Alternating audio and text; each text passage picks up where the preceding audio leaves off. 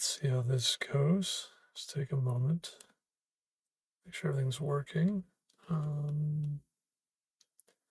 You see stream health. Let's give this a few moments. For some reason, there's been a little bit of lag lately. You see stream health. Let's give this a few moments. For some reason, there's been a little bit of lag lately. Okay, that seems all right. All right, so here we are. Let's continue solving LeetCode problems. This question I looked at yesterday. Recover a tree from a pre-order traversal. This solution that I had was not totally correct. The problem that I had is that if the tree was heavily balanced towards the left side, then my solution would actually be a lot less efficient than it should be. Fortunately, there aren't that many nodes in the trees, so it didn't matter. But there are better solutions. One that would have been more efficient, but not as great on memory, would have been to actually level order traversal. So basically collect all of the elements at each depth, left to right, and then basically assign them sort of as levels to each depth. So like this one is the root at depth 0. This -2 and -5 would be the left and right nodes, the next depth. Then the -3, -4 to -6 to -7, or to 3 to 4, 6 and 7 would then be assigned from left to right to that previous level of nodes as the children. And that would work, I think. Generally speaking, I would need to think about it a little bit more to make sure it works correctly, but I think broadly speaking that works fine. And then I think there's another approach that's a little more sophisticated that doesn't use quite as much memory, I believe. But overall, if I run a DFS, there might be an iterative solution that may be a little bit more memory efficient, but I'm not sure. I'd have to think about it more. So this is an interesting question. That wasn't the solution that I gave wasn't the best. The solution I gave actually could have been quadratic time in a more pathological case, but with a small number of nodes, it doesn't really matter. So I just wanted to mention that from yesterday's. The Streamlit, what's up? Data structures and algorithms, what's up? Sudip Tamang. Data structures and algorithms are, if I had to explain it in simple terms, it would be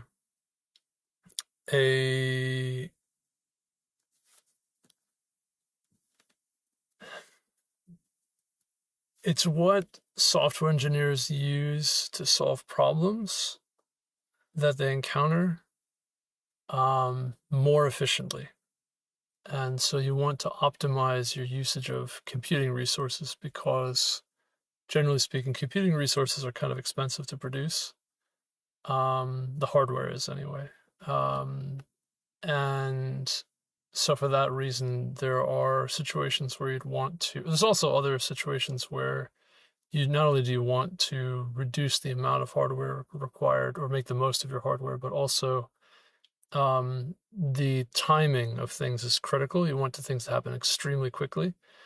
And so for those reasons, you'd want things to be highly performant and efficient.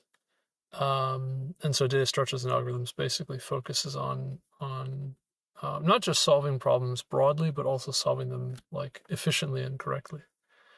So that's kind of what data structures and algorithms are in a nutshell. Ways of solving problems that are more efficient than others, I suppose. And then sometimes solving the problem at all, right? Like sometimes you don't know how to solve a problem, period. And you've got to come up with some kind of algorithm that can solve it. It does happen. All right, hash divided string, you were given a string s of length n and an integer k, where n is a multiple of k. Your task is to hash the string s into a new string called result, which has length n over k. First divide s into n over k substrings, each with a length of k, then initialize result as an empty string for each substring in order from the beginning. The hash value of a character is the index of that character in the English alphabet. Okay. Calculate the sum of all the hash values of the characters in the substring. Find the remainder of the sum when divided by 26. It's called the hash char. Identify the character in the English lowercase alphabet that corresponds to hash char. Append the character at the end of result. Return result. First substring, second substring. Case 2. Oh, okay. All right, this isn't too bad. This is an interesting question. This is pretty straightforward. Could do this in linear time. This is not. These are the easiest questions, so this should be pretty easy. So the way this is going to work, it's very straightforward. We're going to say we're going to do a transform reduce. So int I is 0, I is less than this times size, I plus equals k. And we're going to have a result. We're going to return that result. And then we're going to say, we're going to use a transform reduce. Result plus equals std transform reduce. And this is going to be s dot begin. No, it's going to be s dot begin plus I to s dot begin plus I plus k. 0. And then the reduce and the transform comes next. So the reduce is going to be, I think, an add plus. And then the transform is going to take a character. I think these are all lowercase, and it's just going to return that character minus a. So it's going to be const char ch. I want to say int, and then this is going to be mod. It's going to be a plus this value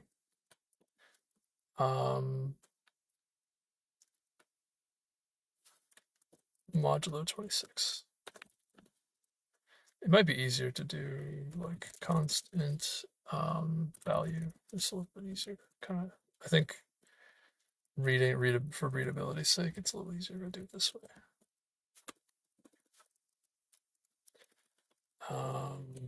Modulo 26. Yeah, it's gonna be std transform reduce over that interval. I think something like this. Give me 1 second. See if I can. Yeah, I think that's it. I'm gonna go for it. That's probably correct. And then we'll go to the next one. Yeah, pretty good. Not bad. That's a very straightforward one. My logical thinking is pathetic. I tend to memorize rather than develop intuition.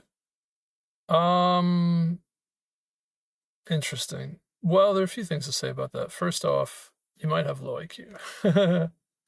You might have brain damage. I'm just kidding. No, maybe. Some people don't have like the hardware. Literally, their brain is not that strong. It's rare. Not rare, but I wouldn't say it's rare. I would just say that's like, I wouldn't assume that. Second thing is, most questions and problems and things are like, they're not things that you came up with on your own. Like it's like a whole body of knowledge. So you're not really expected to like figure out a lot of stuff on your own. So that's important. So a lot of it is knowledge based anyway. So you don't really need to be like great at thinking. The third thing is most of the questions, even the ones that are like competitive programming style questions, sort of like this stuff I'm working on here, although LeetCode's a little bit less competitive programming, but about 80% of it is like basically memorization. It's not memorization explicitly of the problems, but it's memorization of the various patterns used to solve the problems. The tips, tricks, techniques, that sort of thing. So there are such things as like ad hoc problems. About 20% of them are ad hoc problems. Those are problems that like you actually need to come up with like a unique and novel kind of solution. But that also isn't that hard overall. A lot of that has to do with like making observations about what you're looking at. And then those observations can help you come up with a solution. Which again, there are different levels of difficulty with ad hoc problems. So like only about 20% of the problems you'll see in this kind of format are going to be like ad hoc problems, so you really have to come up with something on your own. And then of those 20%, there's like levels of difficulty. And for the most part, like the hardest such problems you could find are going to be like the Project Euler problems, which are going to be like these ones.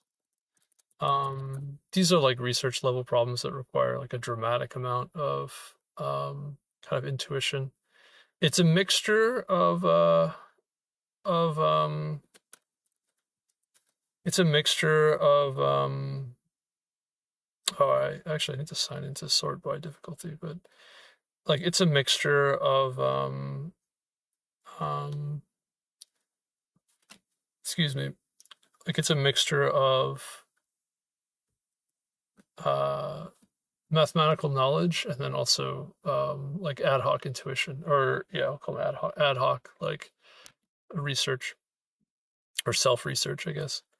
These are like the most extreme, I'd say, or like the hardest of these questions become more in that realm where it's still very knowledge based. Like you need to actually know about the different techniques you can use, but much more of like figuring out nuances about that particular question that allow you to resolve it in a reasonable within the time bounds.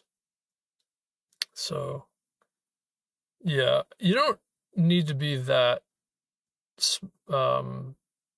actually a lot of it really is knowledge based. Most of it's knowledge based. The big chunks of it's knowledge based. But if you have like a brain that doesn't work very well, I mean, I don't know how you figure that one out, but then you're in trouble. But that's different. That's a whole different ball game. I don't know. I don't know where to begin with that. I would just assume your brain's fine. Personally, that's how I do it. All right. Promise time limit. Give an asynchronous function f of n at time t in milliseconds. Return a new time limited version of the input function. Fn takes arguments provided to the time limited function. Time limited function should follow these rules. If the function completes within the time limit of t milliseconds, the time limited function should resolve with the result. The execution of Fn exceeds the time limit. The time limited function should reject the string time limit exceeded. Okay. So async, await new promise, result, set timeout, result return n times n, inputs 5, t is 50, output rejected, time limit exceeded, time is 50. Const limited, time limit t, const start performance now. Let result, try const result await limited, result resolved, as time, math flow performance now start, result rejected. Provided function is set to resolve after 100 milliseconds. However, the time limit is set to 50. Rejects at t equals 50 milliseconds as the time limit is reached. Huh. Interesting. Inputs length is 10. T is from 0 to 1,000. Fn returns a promise. Okay.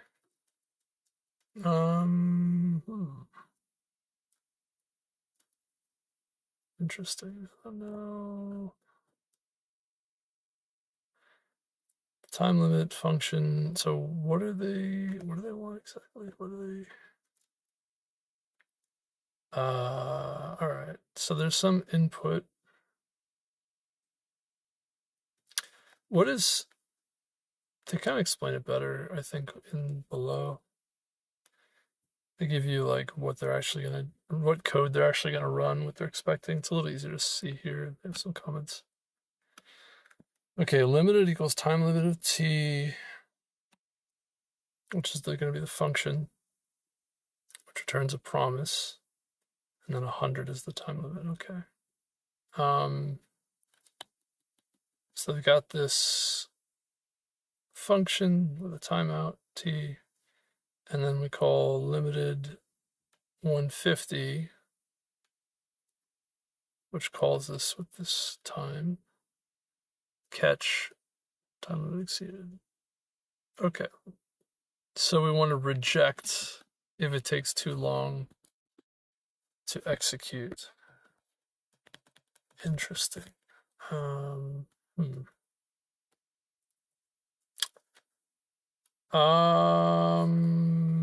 Think about this here.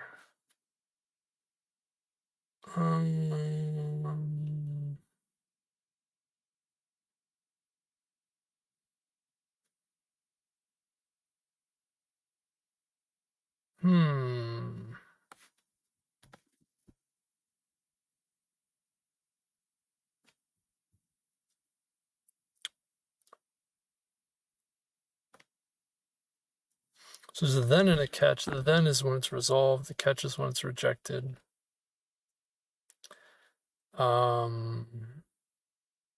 We'd want to return the TLE. How do I know if the time it takes is... You know what I could do? I could set a timeout in t milliseconds that this will reject.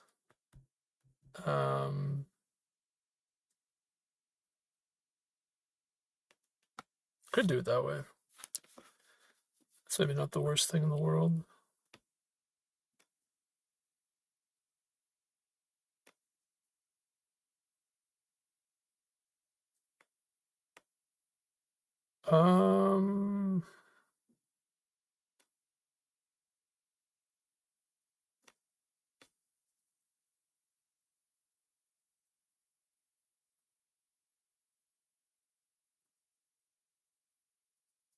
Let me see if there's a way to do that. Should probably change the...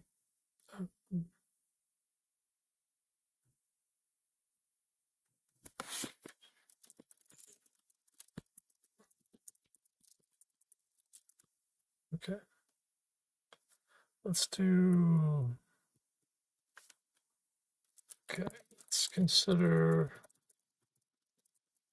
a function setup allows me to cancel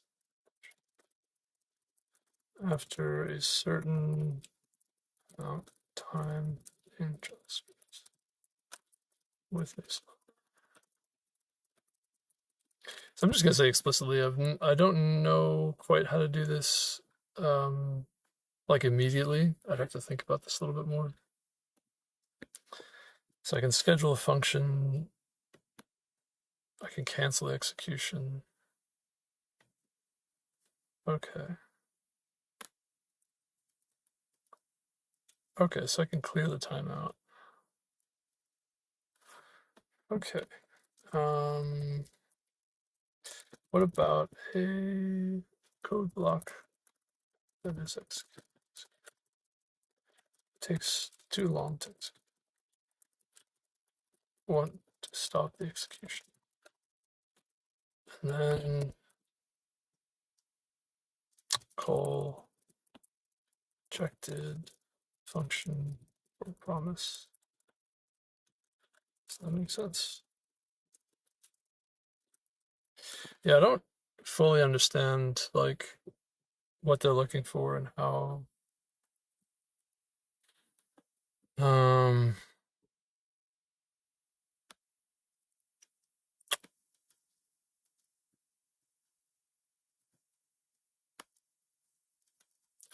keeps running in the background.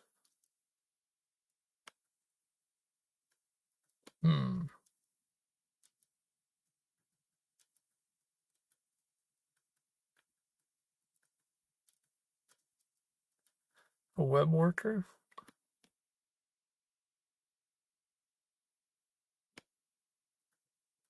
Huh.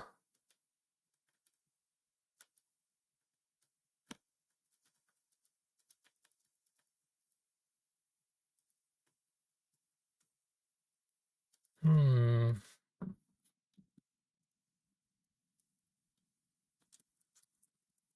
Interesting. Not sure if problem actually calls.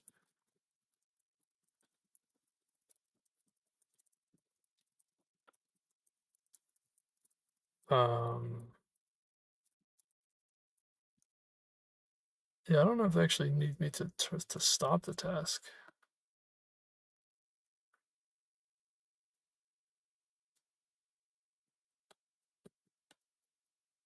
Okay. So,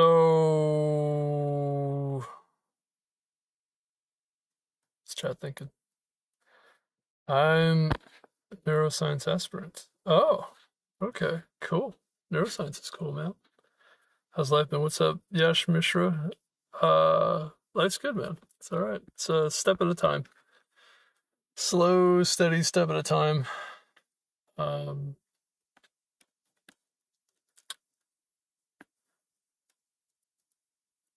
things kind of go up and down, right? But I'll tell you what, when it comes to things being challenging in life, like something that helps a lot is more knowledge. But like not just knowledge, but like actionable knowledge, like knowing stuff. It's important. There's there are a lot of situations where like no one's gonna tell you the truth about what you're dealing with. You're just not gonna know, and you have to figure it out for yourself. Um, which is pretty tough. And yeah, I guess it's just reality. It's just the what they call a reality check. Every now and then you get reality checked. It's like the thing you're trying to do is not going to work. I'm sorry. You got to go a different way. And sometimes no one's going to tell you that. You got to figure it out uncomfortably and slowly yourself. But recently I've been having some moments where I'm like, oh, okay, that makes sense. I'll stop wasting my time with that. um, yeah, so good and bad. It's like good, like it's not wasting time is good when it's bad in the sense that you just suffered a bunch of things and you wasted a lot of time. But it's good realizing that the thing that you're trying to do is a sunk cost, and continuing that road is just going to waste more of your time, which is yeah, interesting thing. I realize I'm talking in very abstract terms, but that's mostly because I don't want to get into it too deeply. I want to focus on this question, so that's why I'm keeping it very high level and not really going into detail what I'm describing. Um, just because it's a bit of an aside. All right, taking too long. Oops, that's not what I wanted. Um, taking too long. Fail fast. Race. Interesting. Race. Promise timeout. Timeout reject. Okay. So I could set a timeout where it rejects, calls the reject. I could try that. Set timeout rejects. Let's try that.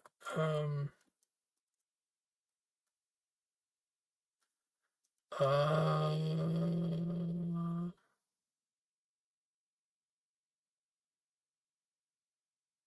let me see. What new promise? Okay, hold on. I'm not sure about this. I'll try this. See what happens here. So it's going to be a few things. It's a promise. It's going to have there's two types. There's reject, and then there's like approve or succeed or complete. Fulfill. I think it's what it is. Fulfill. forget what they call that.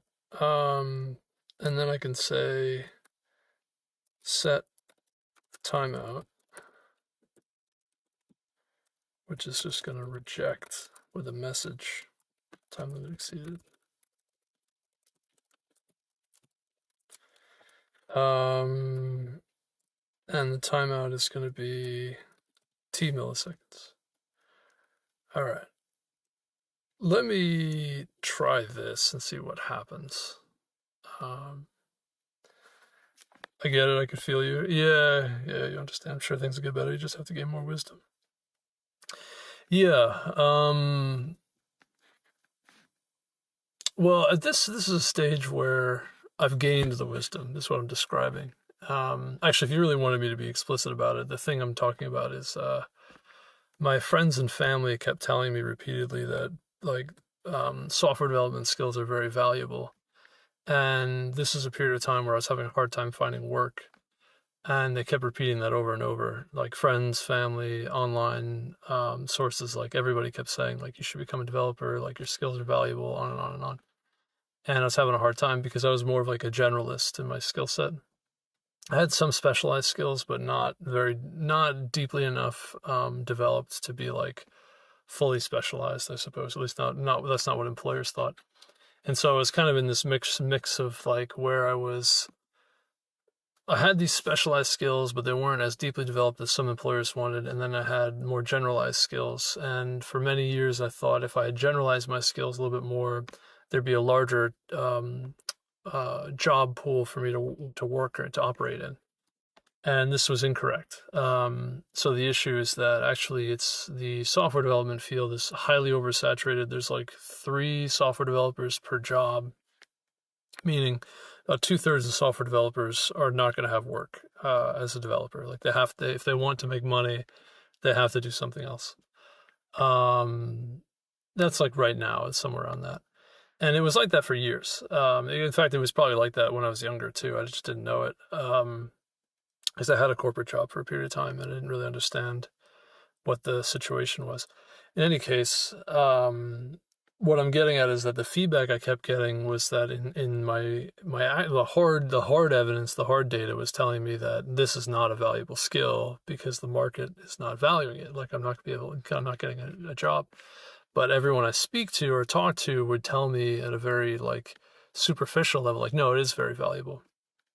And I would even struggle, like if I looked up, like what are the numbers on how many jobs are there and how many developers are there, I would never get a straight answer. I'd have to like really dig hard to find what are the actual numbers, which is also extremely frustrating. And as it turns out, the actual numbers are like, no, there aren't enough jobs to go around. Like, no, it's not that valuable, explicitly. However, there was also very confusing that simultaneously, while there were not enough jobs to go around, there were highly specialized jobs that do pay very well. They do have serious shortages of these people. And I was stuck in this situation where I was trying to interview for both the hyper-competitive generalist roles that are oversaturated and also the extremely specialized and also very difficult to acquire specialized roles. And so I was like really overloaded with work because I was trying to be hyper-specialized and also hyper-competitive in the generalist sense. Not realizing in both cases that basically it's not worth the time. Like this is not easy money. This is going to take you a really long time and probably not worth the money, potentially. Once you get there, maybe you'll do pretty well, but the amount of time it's going to take to get there is not worth what you could be. There's a lot of other options to make better money faster. A lot of other things you could do. And especially because the situation I was in I was not trying to do like a 10-year project where I would make, $1 million over 10 years, which is kind of what I would have been in either of those situations. It was more like I needed to pay my rent. Like I just needed a job and I had already invested a lot of time in developing my skills. So that was a very difficult situation to be in. And like I said, literally nobody was going to tell me. In fact, I had people telling me, like, I would go online, I would say, hey, look, I wouldn't recommend anyone to get into software development. And then other people would make videos. They're like, oh, the reason they're telling you that is because they want the senior developer roles. They just want less competition. They're not genuinely trying to tell you that, like, yeah, they're struggling a lot and it's really painful and like I wouldn't recommend it. So not only did I get people not telling me that the truth, right, that like, no, it's an oversaturated market and it's not really worth your time. And if you do want something that's like really specialized, it's still probably not worth your time because it's going to take you a decade to get there. And it doesn't pay that well. I mean, it pays well, but it's not worth it. You know, it's going to take a decade, right? Like it's a lot of time. You could do a lot of other things and get similar pay rates or better.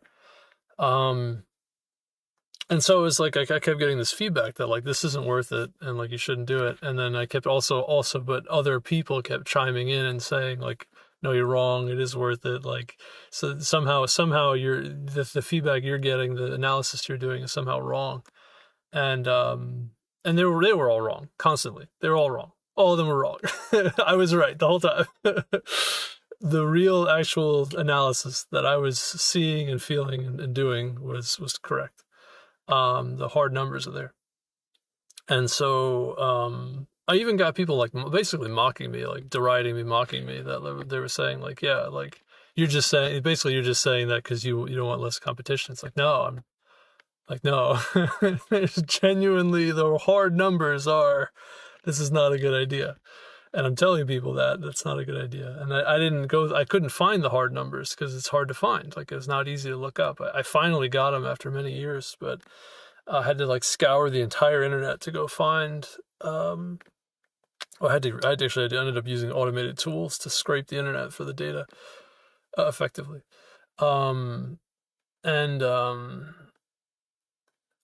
Like having the vindication that like, yeah, I was right, and these people they were all wrong, and they're all misleading me, and they're all misleading all these other people, and they were basically lying. I mean, defrauding the public effectively about what the realistic expectation should be. And some of these people we're talking, they have millions of followers. They're doing fine. They got plenty of money. There's no reason for them to lie. Like they just, they're basically lying, and they're also made me feel bad about myself that I was going around telling people the truth that like, hey, this is not really worth your time. And made me feel like I was, they basically lied about my motivation for that and said that, oh, well, he's just trying to secure those jobs for himself. He just wants less competition. Actually, at the time that I was telling people it's probably not worth it there was actually kind of a boom around that time, I think. Or I could have been wrong. Actually, I have to double check when it was, but I was kind of telling people not to do it like the whole way through because even when there was a boom and there was actually more jobs than developers, I still was struggling because, like I said, I was still stuck trying to do the hyper specialized roles, which I wasn't really qualified for, at least according to the employers. And then also the generalist roles, which I was kind of spreading myself too thin, where a lot of those roles, like there's just slight nuances and variations and stuff that like you can't be that generalized, otherwise you're just not going to pass the interviews.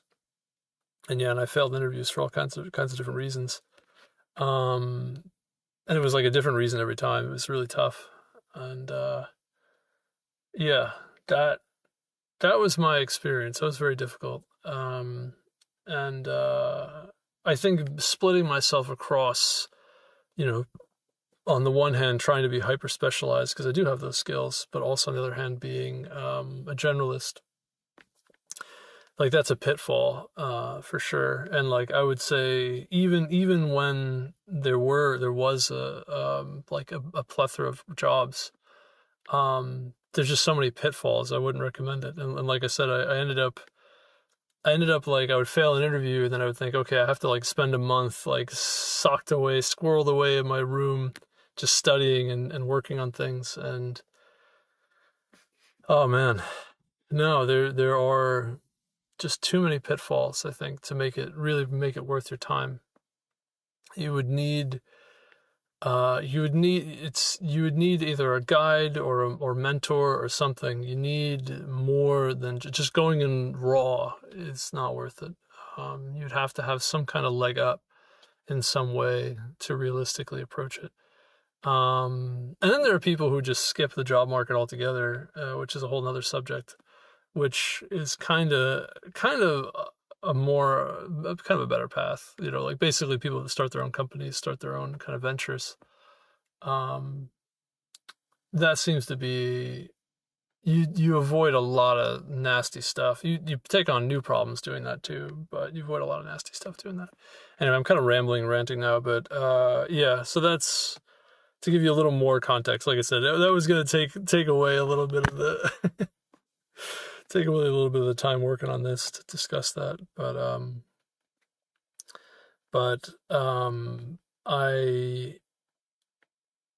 it was not that I needed more wisdom. Oh, this is interesting. So it looks like my rejection worked. That's what I wanted to test, try the reject. But it looks like it's off by a millisecond. I don't know why. It looks like it accepted this anyway. But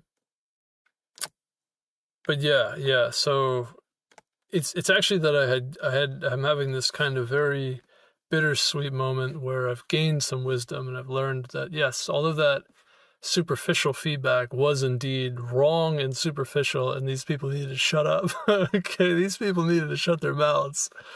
It's lying, just unscrupulous, lying frauds. Okay.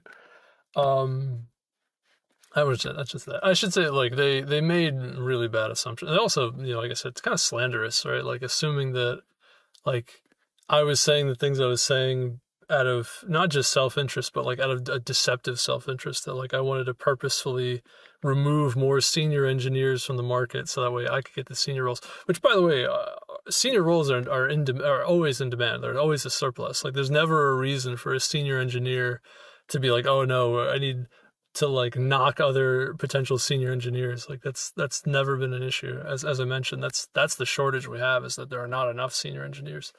So this idea that like I needed to go out and tell people to stop trying to become software developers because there weren't enough senior roles for me is absurd on the face of it, and pretty insulting. And like I said, I was pretty unhappy to see that. And I realized like the people it was coming from were the kinds of people that make money off of selling a false reality to young people. They were taking advantage of young people, selling them a false reality that they're going to make a ton of money doing something that's probably not worth their time. And not even a ton of, they usually say, there's usually a subtle indication that there's a lot of money in it. Like I said, my friend kept repeating over and over to me that, oh, it's a really valuable skill. It's a really valuable skill. It's like, no, this is not true. It's not true. The market defines whether or not it's valuable, and the market says there's way more supply than demand. This is not a valuable skill, or at least not in the generalized form. In the highly specialized form, senior engineer form, it's extremely valuable because there's a giant shortage of demand. But getting to that senior level is going to take you 10 years at the minimum, because you're going to do 4 years of schooling. You're probably going to get a master's. You might have to get a PhD. You might have to do 4 to 5 years of corporate. I mean, a lot of the senior roles want like 8 years plus of, usually it's like 5 years plus of corporate experience. So you're talking 4 years in school, two years for a master's, maybe 4 years for a PhD. It's already 10 years. And then another 5 years in industry. It's going to be like 15 years.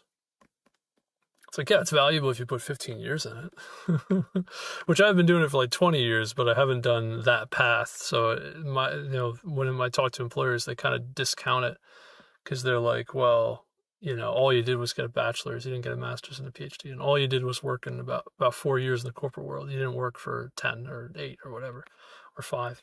And a lot of the other stuff I did a lot of it was like independent research and working on things on my own. And it's like brutal. It's brutal. But I think what's most brutal about it is like the social aspect. Like all of these people who are basically perpetuating fraud and they have huge platforms and they're making tons of money off of basically lying to people, lying to the public about what to expect. And I'm sitting here like, isn't it your job with the giant platform to tell the truth, to tell people like, hey, you're wasting your time with this, instead of just greedily taking their money and not really caring what happens? Um, it's kind of upsetting. It's kind of upsetting. And like, there's a guy, I saw a video of a guy, he had blood coming out of his eye because he was apparently so stressed that he couldn't get a job. And I'm like, yeah, it's probably because there are all these people out there lying to you, telling you that this is a valuable skill. Meanwhile, it's actually probably worth less than minimum wage. Like, you're better off just doing basic manual labor because you'll actually get paid, right? This other stuff is just kind of fraud. And the poor guy's eyes, it's got bleeding out of his eyes because he's so stressed. What a horror, right? What a horror. A literal horror. And so yeah, some wisdom, that very hard-earned, hard-fought wisdom on my end, where it was like I just toughed it out, and I was like, no, man, all of these people are lying. All of these people with their massive influence are, just defrauding the public. And I'm sticking to it. Well, I didn't have a choice. I didn't have a choice. It was if it was a sink or swim kind of deal for me, and if I didn't figure out that they were lying, basically, then and operate accordingly, I would have starved to death. So, so it was not really an option on my part to call them out. Not in a public way, but in a private way, to just reject their nonsense. All right, so what this ought to do is, I think I ought to set the timeout, but also fulfill this. So I wonder, I think I set the timeout, but then I also call the function and then fulfill with the result, I guess. I'm not really sure about this. This is a bit odd.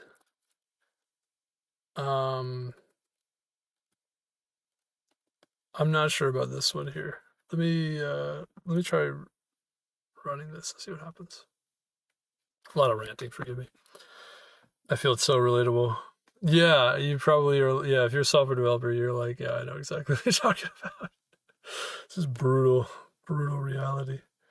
All right, so now this one is working, but the timeout didn't quite work. Okay, so I need to not fulfill if the rejection comes across. Okay, how can I do that? Okay,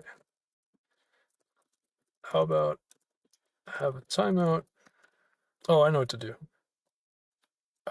Timeout.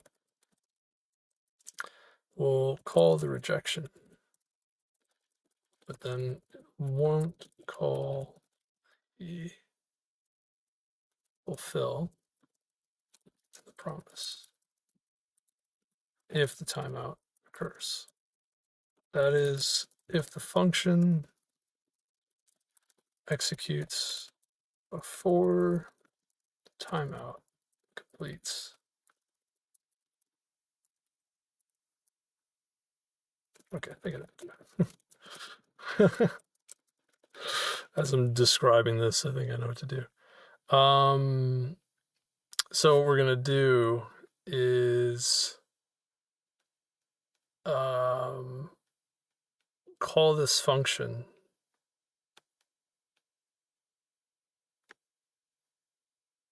as a timeout.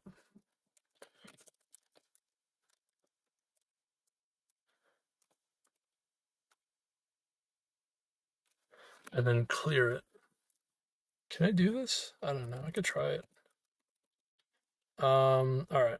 Const ID set timeout. I don't know if this makes any sense. I could try it. Fulfill with this function with the arguments, right? And then when we reject, what we're going to do is actually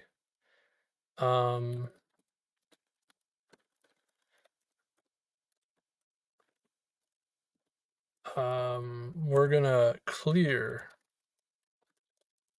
this ID and then reject. Okay, how about that? I don't know if that makes sense. It probably doesn't make sense. 0 we'll call it immediately. I don't know. I'm not sure about this one. Wrong. No, it doesn't really work. No. It's the fulfill is the issue. Maybe I would do this. I would do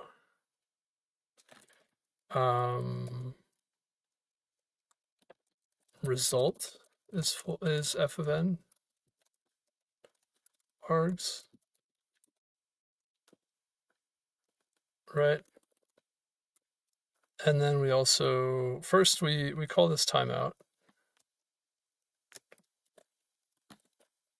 Then we have this result, and then we would say fulfill result. Let's do it this way. We'll say let bool check.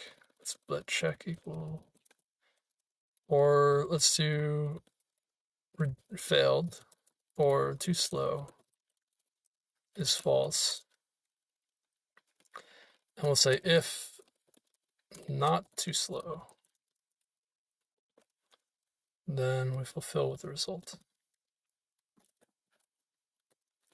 And then if we time out before we reject, we're going to say too slow equals true.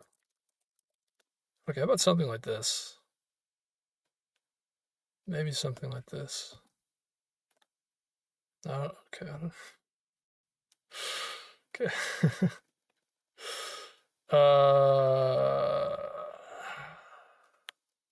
This is capital F maybe. Wait, what is going on here? Runtime error.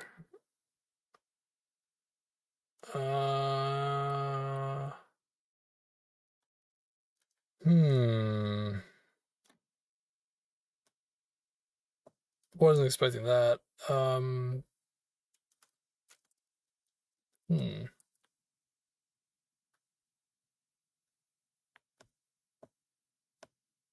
What is going on?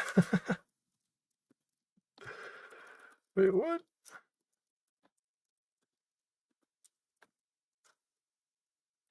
I don't know. Uh-oh. Huh. What's the issue?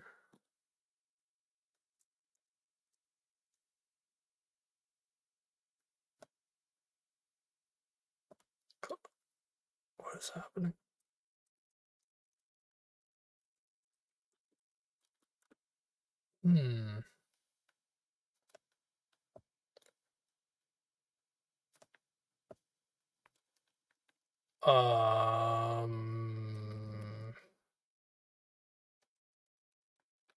Maybe I need this. I don't think so. No, it's just that's just a syntactical. What did I do? What did I do?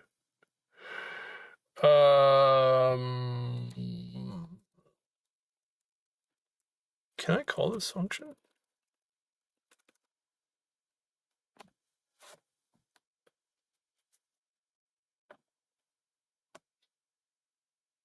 No. What?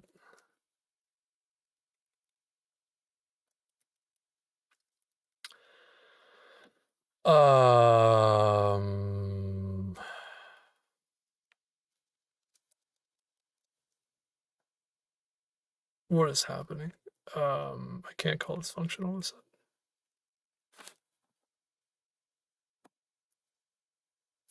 What is going on?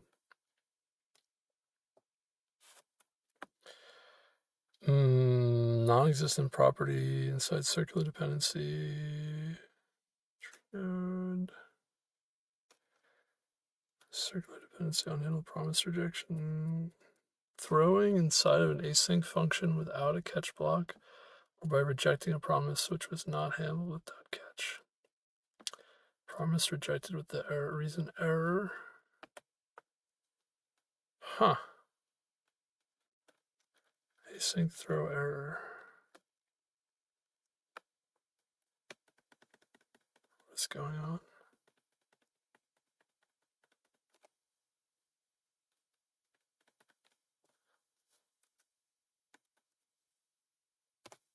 Oh.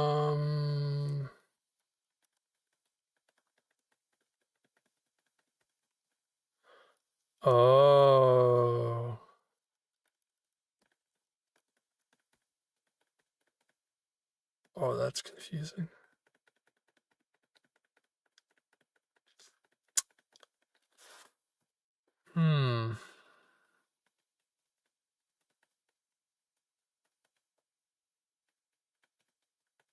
I think the reason is that this, if I call this function, it's going to throw inside the promise, which is not what I want.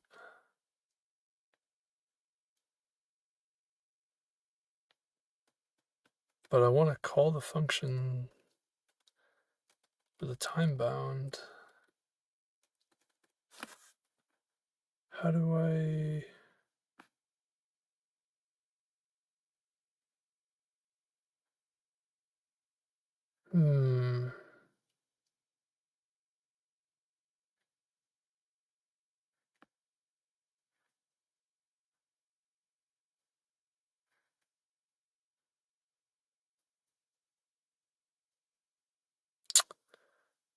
How do I... Okay, I think I have to think about this a little bit more.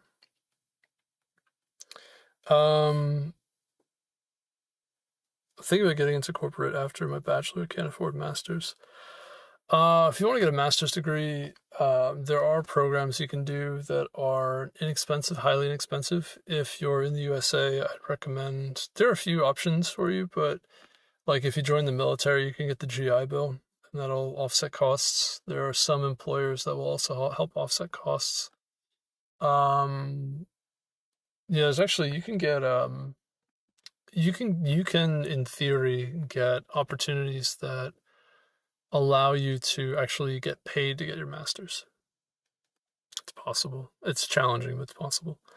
Been through a lot. I'm sure things are better than before. We'll continue improving. Cursing those bastards. No, don't do that. I'll be quite honest with you. I think a lot of them didn't fully understand what they were doing. But yeah, I had been through a lot. I've been through a lot of stuff. That was rough. I'm not like, I'm a little bit resentful, a little bit bitter about it, but I understand that like people aren't perfect, you know. They kind of have their own issues, I suppose. Oh, if only you don't mind and feel comfortable, you share with me what you plan on doing and what happiness is for you. Yeah, so the plan for me is to grind like low-paying jobs for a while because those will be abundant. What's going to happen is also forgive me for I'm kind of stuck on that. I think I have to like think about this problem a little bit more and probably ask for some help from the chatbot for like what I can do. But as far as like my current plan, there's going to be an abundance of like low-paying jobs for a while. In fact, it's going to get harder. So there are going to be plenty of jobs that don't pay very well. You won't be able to afford an apartment, for example. Like you won't be able to afford to really to like live. So you kind of have to get comfortable with like basically being homeless, and basically grind low-paying jobs, and then also look for opportunities that I can do that are like either starting my own company or selling like digital products online or like writing my own software, this sort of thing. I've been looking at like either writing kind of niche software that's like like it's like highly specialized software for special tasks. There are like a whole loads of different things that you could look into that are like really optimized for that. And there's that aspect that's possible. Another aspect is like game development. Games are really good. There's a lot of things about games that are very positive. Games are challenging though. You kind of got to know what you're doing to make money in games. I wouldn't recommend most people to make games, but like make game development's really good. Not as a employee, but as a like an indie game dev, for example, you can make pretty good money. But I wouldn't encourage people blindly to go into indie game dev. It's just a bad call. You need to know what you're doing, which I have some understanding of like what to do in that realm. And then so that's kind of the short term. More short to medium term for me is mostly grind low paying jobs, and then also grind like more digital product type stuff, because that can help me kind of develop a secondary income. Are you on LinkedIn? I want to connect and watch your journey. Yeah, sure. Yeah, I'd be on LinkedIn. It's the same name I have here. Yeah, definitely. That'd be a good connection to have. Yeah, digital products are like games. Like everybody always like entertainment's always a prevalent thing. People are always going to want to be entertained. But like I said, it's challenging on that area. I have some experience. Like I've played games a lot when I was younger. I played, I grinded like League of Legends for a while. I was now it would be like master tier MMR. I grinded. It was diamond at the time, like 10 years ago. So I'm like familiar with games and like what works, what doesn't work, and I've also done some research into like how do you actually make money as an indie game developer. As it turns out, with software and with the secret is marketing. It actually software development, while it's significant and important, more important than anything else, is marketing. Like you have to actually get people to like use and buy the thing that you're selling. For better or worse, by the way. Like some things are kind of forced on you, and some things are by like the government. Like so, an example of like software slash use cases that are forced on people would be like insurance, right? Like people are forced to have insurance for most cases. And so there's software that people write for insurance that like it's kind of a captive audience. Like people have to have this. And then there's other stuff that's like people just really would want. Like I said, entertainment. People definitely like games and want to kind of like get their mind off of the day-to-day slogging that they gotta do. Yeah. So there's opportunity. It's just you kind of got to understand the markets that you're operating in. But definitely highly specialized software is valuable. Entertainment kind of based software is valuable. Writing your own software and then selling it, I think, is probably like most ideal. Digital products are good. I mean, there's other things too beyond like just producing digital products. Like there's some people I know of that when I was younger, they created a YouTube channel, became an influencer, and they did it based off of like a video game. So they were good at a video game, they like to talk about it, and other people were interested. They got like 500,000 subscribers on YouTube, and like that's what they do professionally now. It's like they basically just do YouTube. And I kind of thought about it, and I was like, yeah, like that's not a bad like secondary gig type of thing to do. It's not that easy. Again, I wouldn't recommend it to everybody because it's very like know your market kind of thing. Oh no, I've reached my weekly connection limit. Oh yeah. All right, if you gotta get going, Yesh Mishra, I'll chat with you later. But yeah, I'm kind of rambling now about stuff. But that's basically connection on LinkedIn, you mean? Oh. Oh. Don't worry about it. That's okay. Or did you mean... Actually, I'm not sure what you mean. That's fine. It's up to you. It's up to you. Whatever you want to do. If you want to wait for until next week or something. Yeah, that's kind of where I'm at. Basically grinding. I'm rambling now about like what I'm up to. But that's like my more immediate term. I want to do, like I said, just kind of grind low paying stuff until I get like new. But I'm also in like a very challenging position in my personal life too, where like I have to kind of find my way around. There's some things that are coming down the pipes for me that are like gonna be really, really tough. So I'm kind of figuring out what to do. But yeah, I kind of was rambling on for a while there about like how you can do low earning wage stuff, and then there's also secondary stuff to increase your income. And then once you get into a home, Like you basically buy a property, build a home, and you have it paid off. That's like your biggest expense. Once that's straightened out, which you can do on low wages, then it almost doesn't matter what you do from then on.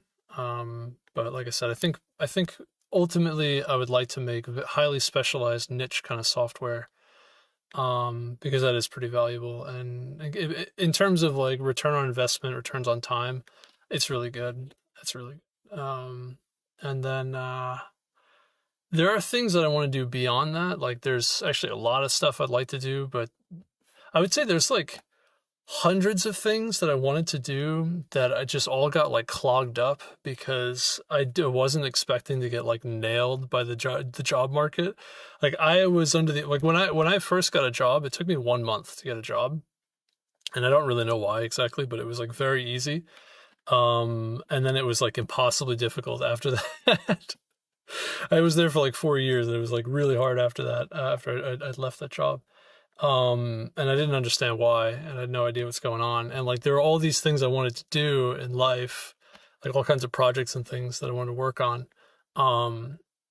Like I was looking at space travel at one point. I was like, how can we do space travel better? Like what can we actually do with space travel? It's like realistic and valuable and stuff like that.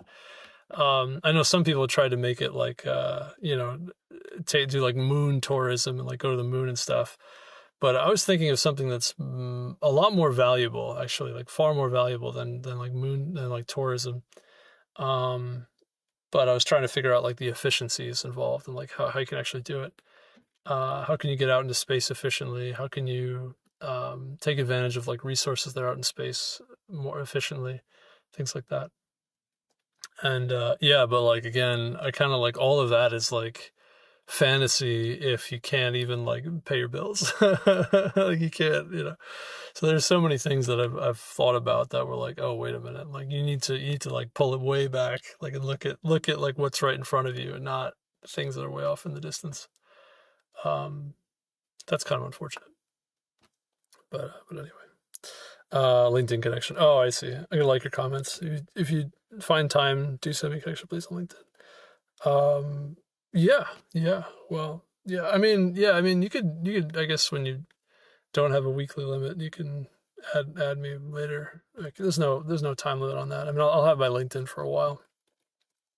Okay, so speaking of things in front of me, I should try to solve this problem.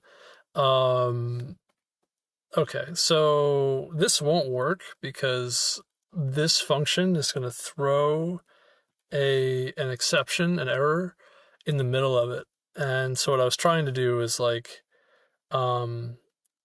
basically get a timing on if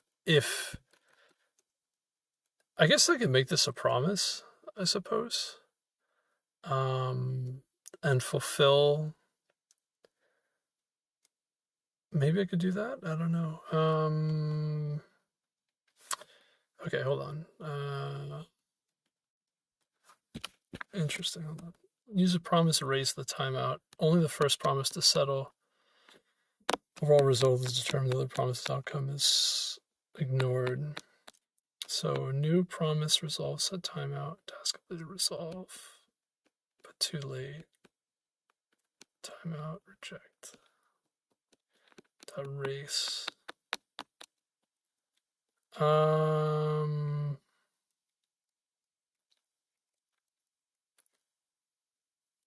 I could use a dot race. Promise dot race. I mean, what is this? This is an async function. How do they use it? Turns an async function. It's basically a promise, I think, is what's got to be returned. Oh no, excuse me. They're returning a promise. Okay. Could the function that I return itself return promises? I mean, so if I return a promise,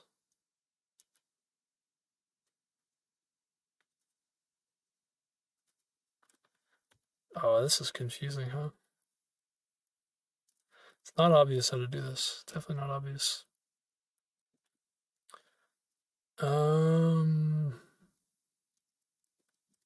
They're going to call this function, and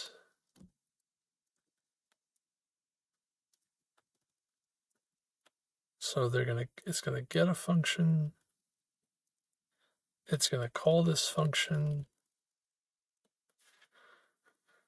The time limit, potentially. And then they're going to catch the output. Oh, man. I gotta really think about this. Really think about it. So, do I want to use a promise here? I don't know if I need to. I might not need to.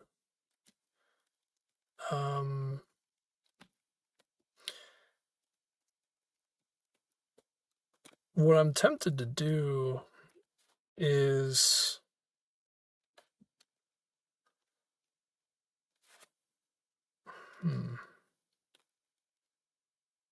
use race, result error, async task, timeout.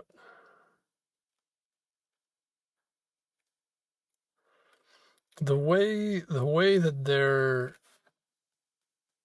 asking this question matters a lot. Like the way that they're kind of, I don't know what the word is, like encapsulating this kind of matters. Like, I don't know if I can use that race. I might be able to, but I'm not sure.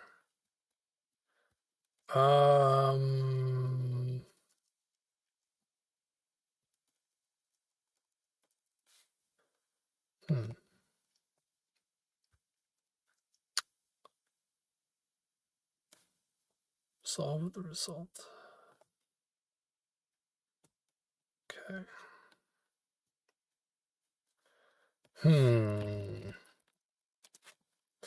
All right.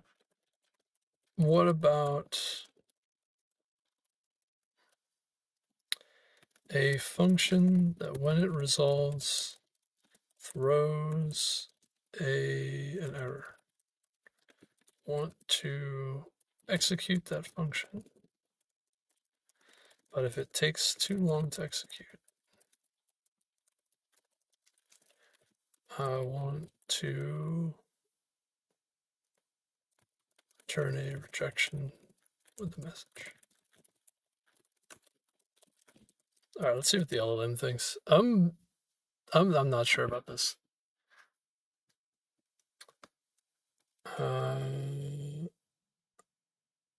Okay, let's suppose that I don't have access to race because executing code is going to return an async function, and then run it as though it's a promise.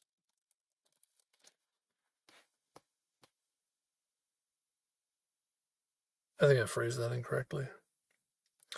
Wrap an async function with a timeout. Manually wrap the promise with the timeout that rejects after a delay while still allowing the original function to fulfill what completes first. Wrap the promise with the timeout. Timeout new promise reject. Timeout ID set timeout reject. Turn promise then result clear timeout. Oh.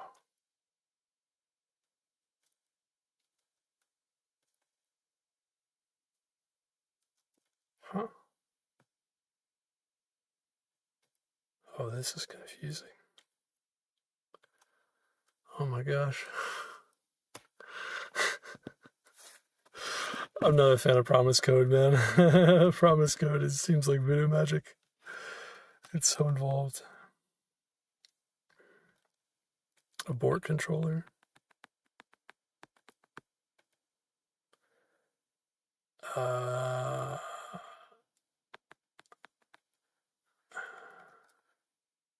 Okay. Okay.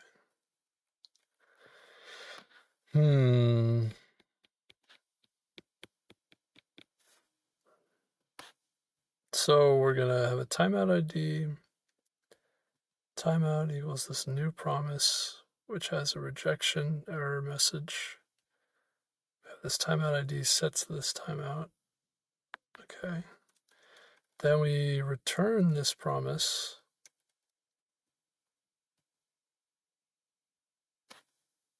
which actually is going to be a wrapped function, I think.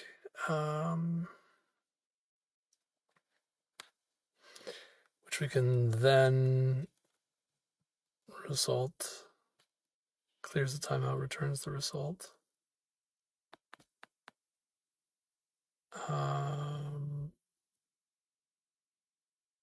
Oh, that's confusing, huh?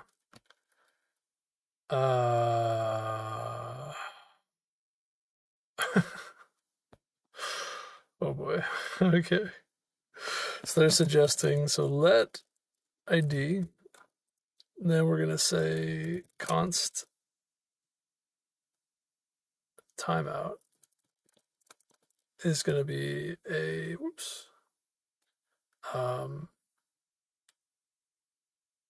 a new promise, which adds the rejection.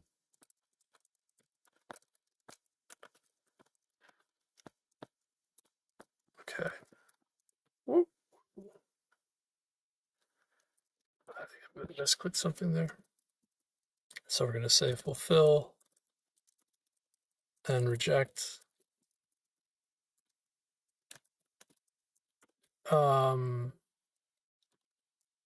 And it's just going to reject. And this is going to be a set timeout of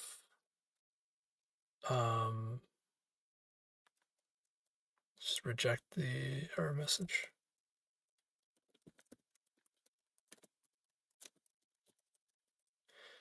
With the error message time exceeded. Do I need a dot there or not? Oh no, no dot. And then the time t. Okay. So saying start with this promise, this timeout. Oh, and set this in the timeout ID is going to be equal to this thing. So basically, start this timeout. And then what I'm going to return is a promise.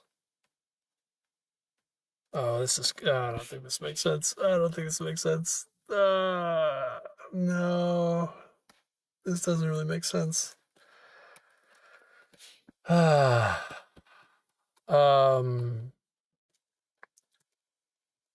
think this asynchronous function is what's it's all going to be inside this asynchronous function.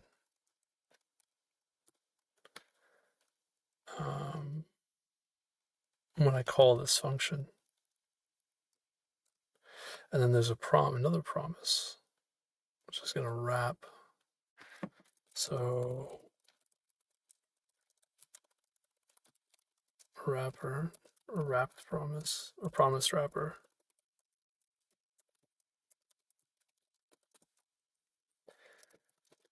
Which is going to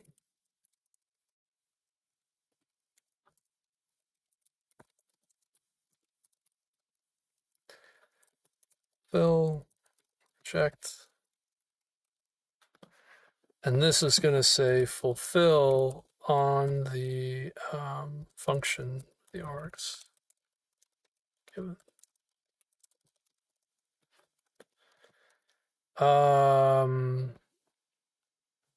This wraps this function, and what I'm going to return is this promised wrapper with a then that clears the timeout and returns the result, which is confusing.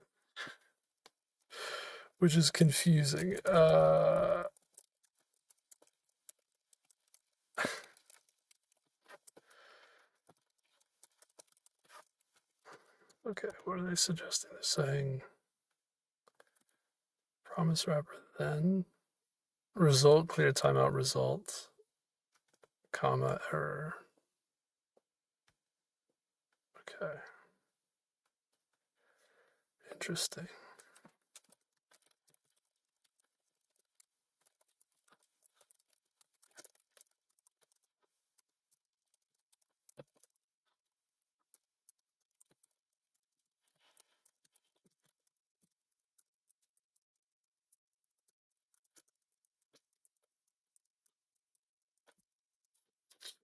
Okay, I think I kind of understand. The timeout that we're going to clear is this ID.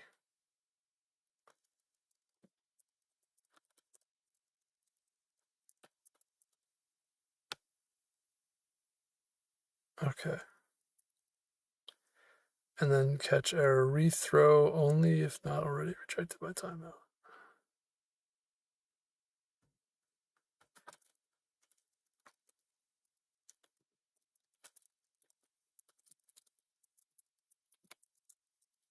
I don't know about all this, man. I think it throws the error, clear timeout, throw.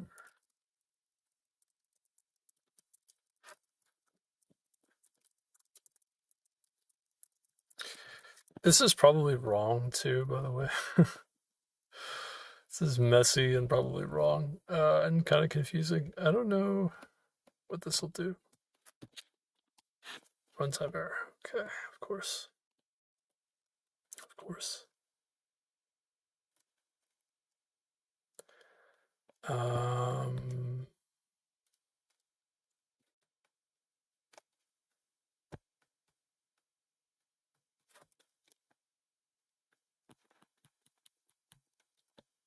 This just doesn't make sense. Yeah, this is just way more confusing than I think it needs to be. Whew. Yo, what's up? Nothing. Sharing JS stuff. Yeah, what's up? Give me a shout out. What's up, Arksman? Shout out on 5 viewing is crazy. Good luck, man. Bye. This man is a gem. Losers. Oof. Oof. Okay. That's all right. I mean, people come and go and they have opinions. It's not a big deal. It's also like tinkering with something that I don't fully understand. So that I know that a lot of folks don't really have the patience to like watch somebody like slowly work through something. I haven't noticed that. In this case though, this is pretty rough. I definitely don't like fully understand what I'm working with here. Give me 1 moment. I just want to plug something in here. I'll be right back. I might need to do a little more.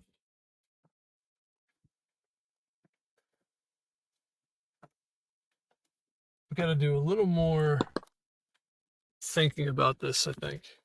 A little more pondering.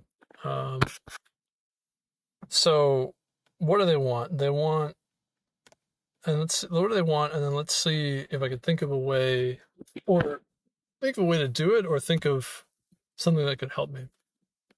So one more time. Asynchronous function, time t in milliseconds, return a new time-limited version of the input function. F of n takes arguments provided to the time-limited function. The time-limited function should follow these rules. If the function completes within the time limit of t milliseconds, the time-limited function should resolve with the result. If the execution of the function exceeds the time limit, the time-limited function should reject with the string time limit exceeded. Okay, so I could definitely like return a promise that rejects after a certain amount of time. But the tricky, okay, I think I will do it this way. I'm gonna wrap the function of promise. I think that's maybe not a bad idea. So const promise wrapper is gonna be a new promise, and this is gonna be fulfill and reject.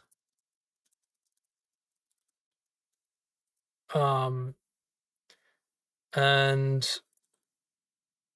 what I'm going to do is, instead of calling the function, I'm going to fulfill on f of n args, and instead of, I'm going to say const result is going to be this promise wrapper then, and also catch. Okay, something like this. And we're going to say, we're going to fulfill. Okay, hold on.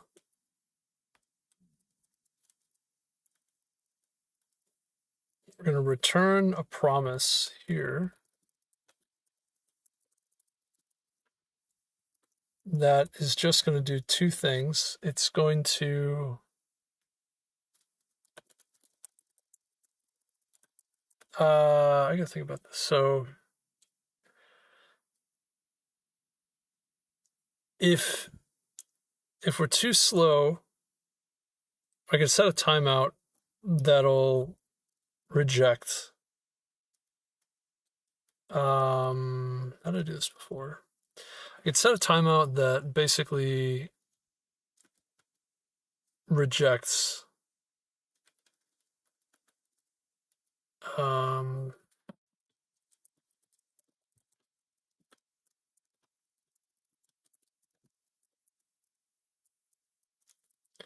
it's going to be set timeout.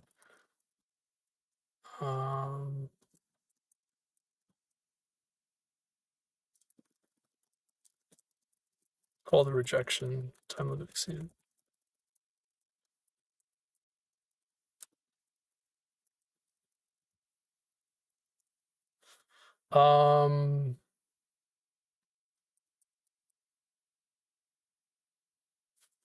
With some amount of time.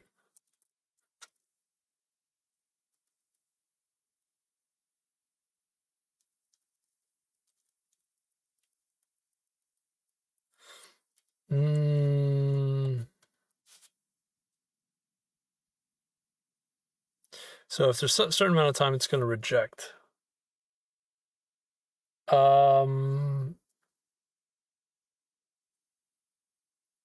What is this?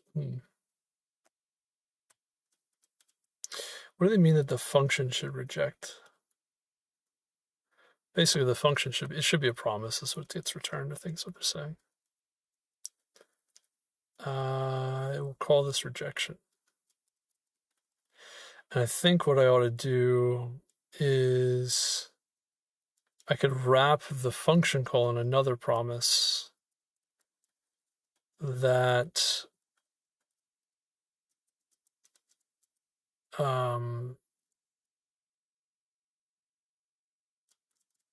basically doesn't fulfill.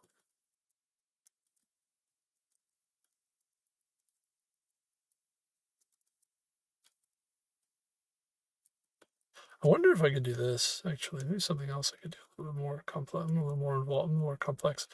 Let's do it like this.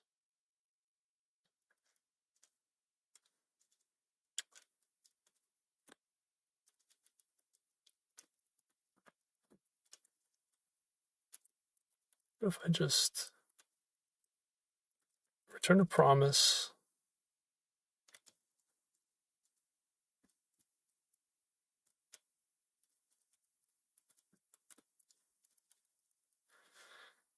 and I say fulfill reject. It's going to fulfill here, and I'm going to say something like let too slow equal false, and would just say if too slow, then reject with time limit exceeded.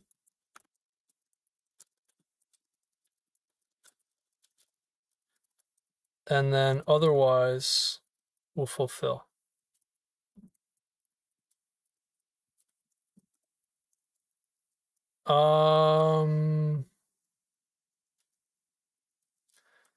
No, this doesn't work. The reason this doesn't work is, and then I was thinking about setting a timeout for whether or not it's too slow. So the problem with this is that the function is going to start executing immediately. I kind of need to wrap the function call in a promise, I think. So let's do, all right, let's try that. Wrapper.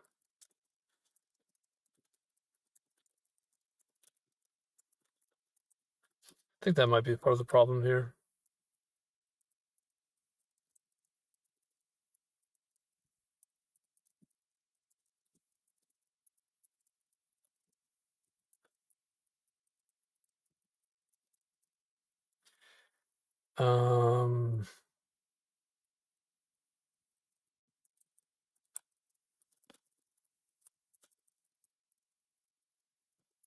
We're just going to wrap the function call. And we're going to say fulfill with wrapper then and catch.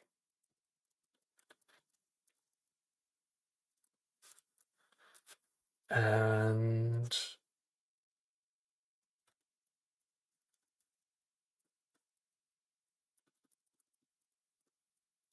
I guess the catch, it just, I'm not sure if I even need, I mean, this might be sufficient.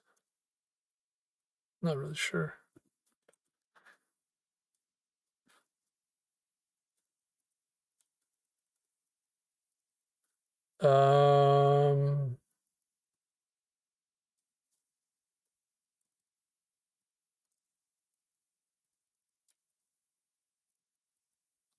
And then just set this timeout. I'm not sure if this makes sense. No, I'm not sure. Too slow equals the true set timeout. Something like this. I don't think this is right. Everyone on social media are so perfect. They solve everything in one go. But I find you very well, real and seasoned. Thank you. Thanks. I feel really motivated after watching your stream. Thanks. Two things that happened today with me. One was really sad, and then I watched Dead Poets Society. It could be more sad. Oh, sorry to hear that. I don't want to ask you too much about your personal life, only because it's the internet, and it could be, could be a bit awkward. I don't know Dead Poets Society. I think that's what is Dead Poets Society?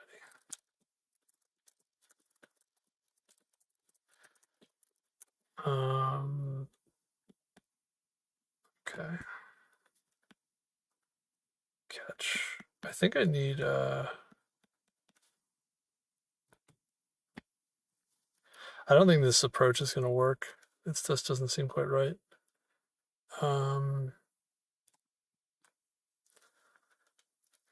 It's missing a parentheses. I think I need functions in here or something.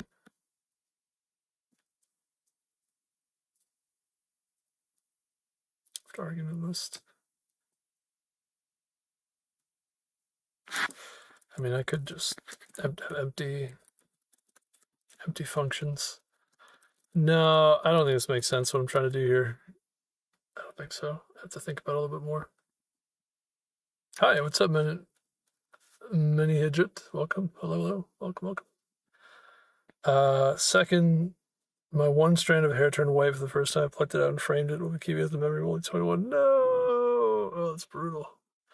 I think you need more sleep for your hair health, and also you want to make sure you're washing your hair, cleaning your hair, keeping it clean. But yeah, apparently the pores start to shrink after a while. That causes the hair to start to fall out. Well, that's actually the hair falling out. I'm not sure about white hair. I'm not sure why you get white hair exactly. I have to learn about that one and why that happens. I don't think this approach is going to work. Also, I don't know what this runtime error is. I just don't know what's happening here. Maybe I'm missing something important. Oh, Oh, that's, oh wait, promise.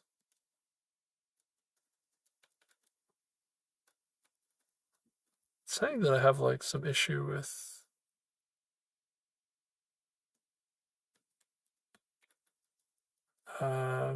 with the parentheses. I don't know.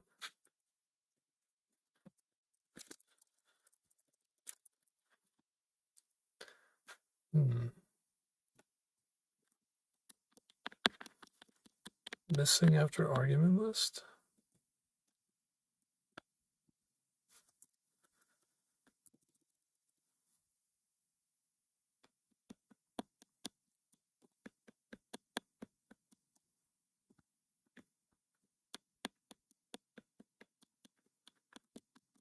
Maybe I'm not supposed to have that in there. I don't know.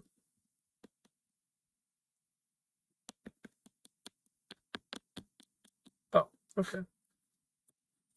Um,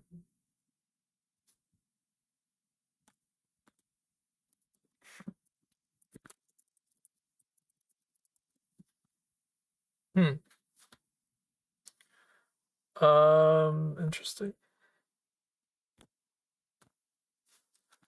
No, so what's gonna happen here, I think, is it's just gonna too slow is just always false. And even though there's a timeout, when I create this promise and I wrap the function, um, this isn't gonna. This is just always gonna be false. I think when it calls this, which is confusing. Um, hmm.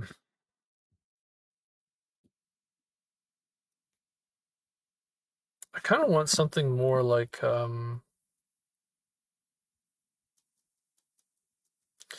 what I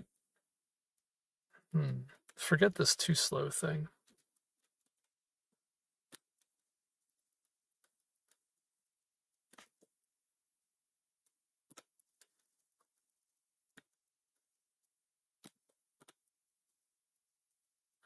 And set a timeout.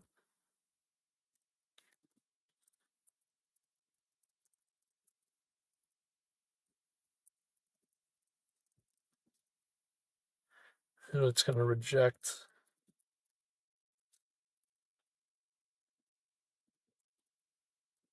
It's going to reject after a certain amount of time. It's kind of what I want. And then it's going to fulfill um,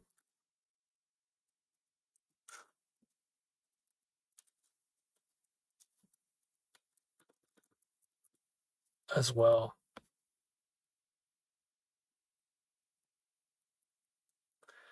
which is confusing.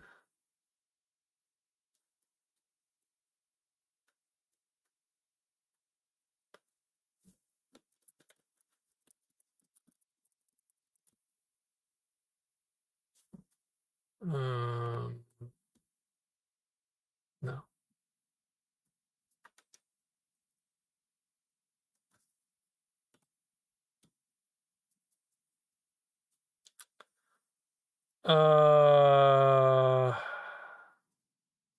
I think I need to use the then and just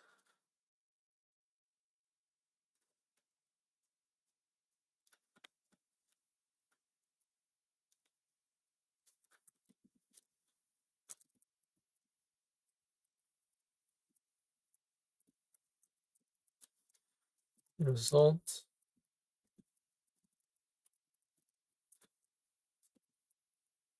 Return result, something like that. I don't know, man.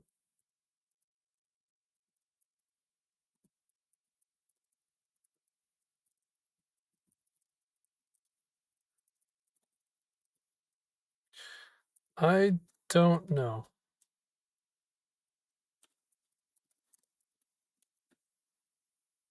I'm missing something important, I'm sure. I'm missing a few things that are important. Okay, now it's wrong. A little bit better.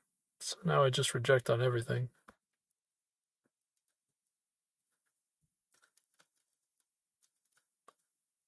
Okay.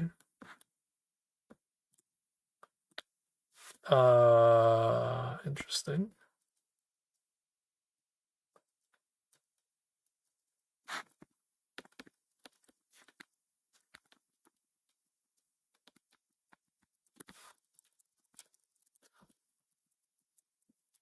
Oops.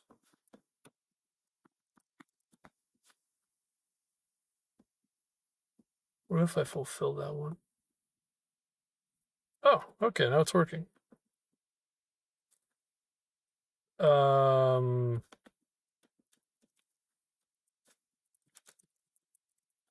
Fulfill with the error? I don't know, man. What does this do? No. I'll put resolved. Oh, okay. All right, hold on. Do I reject with the error?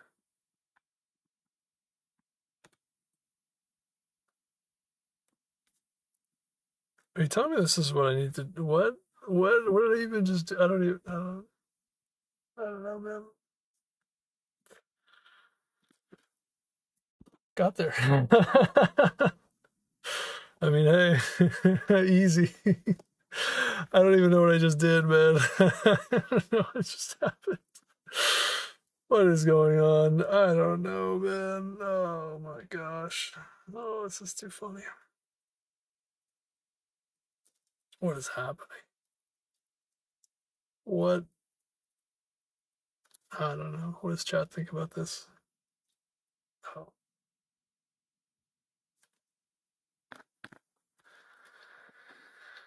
Oh. Why does hair turn white?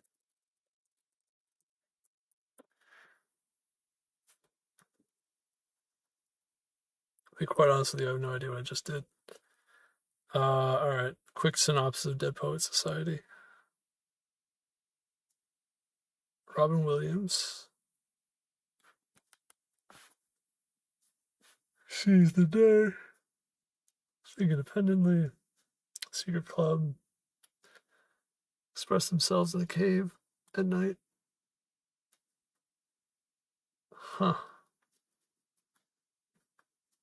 Becomes a doctor. Takes his own life. Oh, that's brutal. Huh.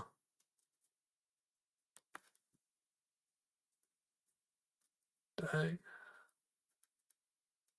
Interesting. That's pretty sad. All right, there, LLM. Come on. So I did it. I don't know what I just did, but I did it. I should probably understand it better, right? I don't use JavaScript that much, so I really don't. It's really promises. It's not really JavaScript. It's promises. Promises are confusing as all heck. Promises are confusing. A loss of melanin, pigment that gives hair its color. This happens when melanocyte cells in the hair follicles gradually produce less pigment over time and eventually stop altogether. Aging, decline with age, genetics. Okay. Chronic stress. That might be the thing. You got guys with their eyes are starting to bleed from their eyes. You got other guys who are starting to get gray hairs. Okay. Maybe. It could be just the stress of the job market. I could be wrong about that. True. Low levels of nutrient deficiencies. That's actually causes a lot of problems. If you have low levels of certain vitamins, you get all kinds of weird problems. Smoking, oxidative stress. Yeah, don't smoke.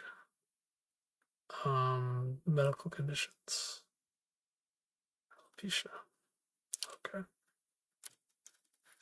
So once the hair follicle stops producing melanin, new hair grows in without pigment, appearing white. It's usually permanent for that follicle. Okay. All right. Interesting. That's unfortunate. But it has to do with the melanocytes. Do the melanocytes die? Is that why they produce less pigment? All right, so I gotta sit and think about what I did with this question, how I even solved this, what I even did. They die or become dysfunctional. Why the hair loses pigment, turns gray. MSCSs, MCSCs in the hair follicle gradually decline or become stuck. Lose their ability to regenerate mature melanocytes. Over time, oxidative stress and DNA damage accumulate in these cells, leading to their death or dysfunction. Once melanocytes are lost and not replaced by stem cells, new hair grows without pigment appearing white. The process is permanent for that follicle. The stem cell pool is depleted. Oh, interesting. If melanocyte stem cells were to be implanted through some undescribed process, then would it be possible to turn hairs back from white to non-white?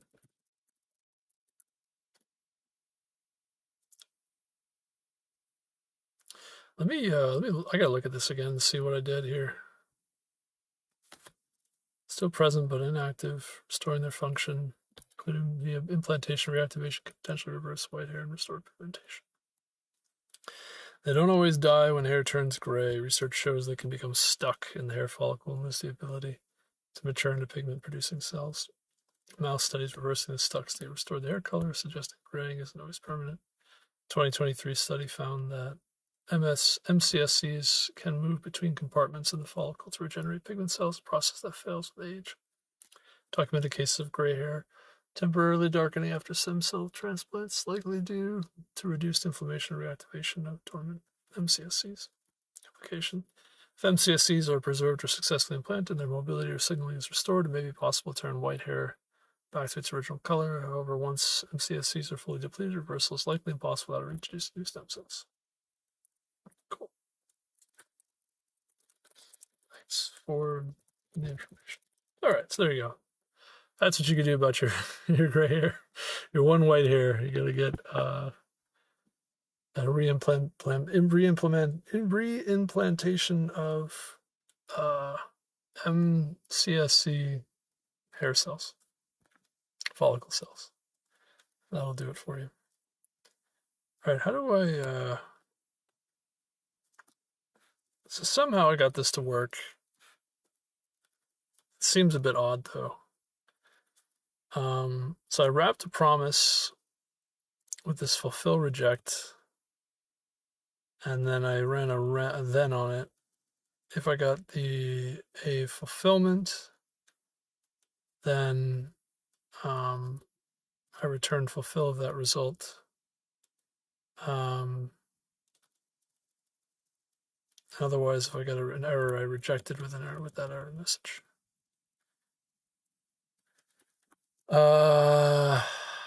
Okay.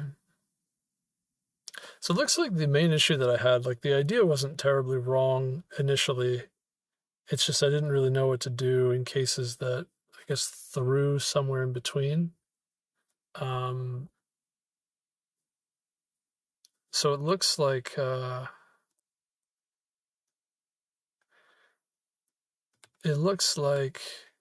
also I should check the time. How am I doing on time? It's been almost 2 hours now.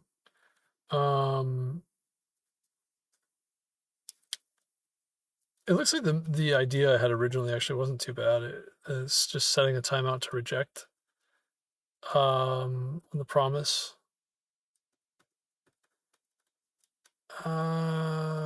It's just the calling this function and looking to fulfill on this function.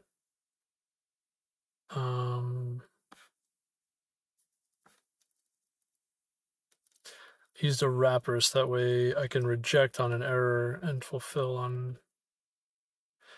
I wonder.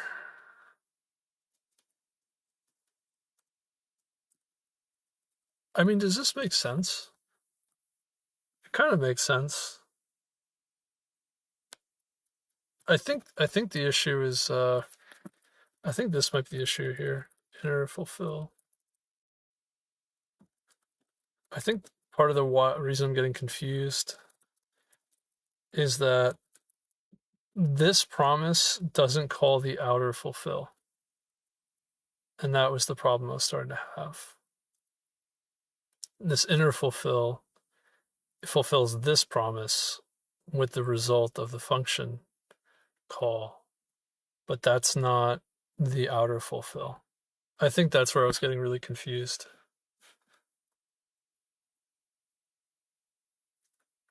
Yeah.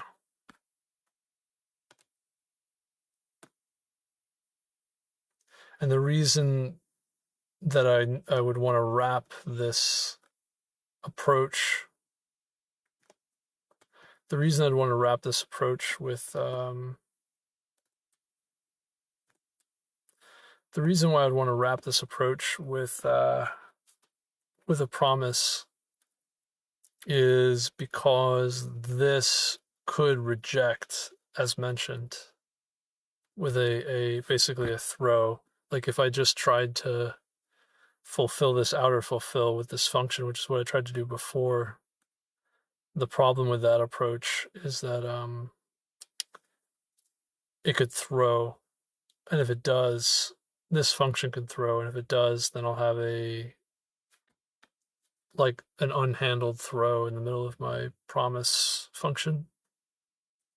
Whereas if I wrap it and then I use a then and catch, or I just use a then with both error handling and I don't know if maybe I just put the error handling in this promise.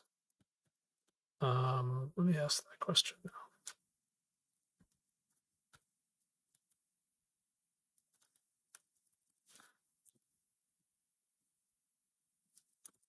Center this code.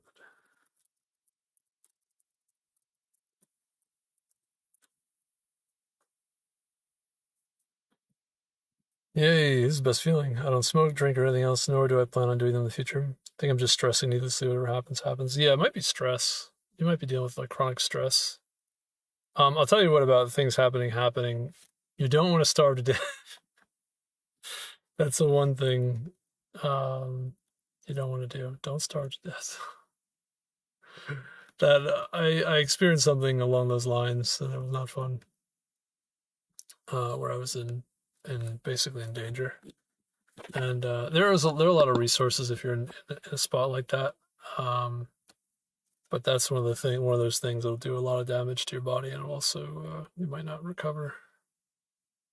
But yeah, don't stress too much. You definitely want you want to look for something that's stable. Look for stability.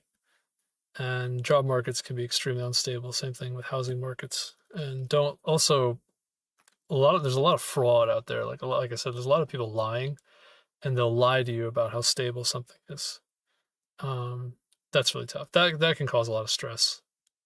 That's something I've had to deal with in my life. It's basically, how do you know when someone basically isn't telling you something you should know? And I don't just mean someone. I mean, like, I guess broader society. Like, if you're not getting all the information you need to like survive, how do you know when that's the case? In my experience, there's a really big tension between employers and employees, and employers are not incentivized to give you all the information you need.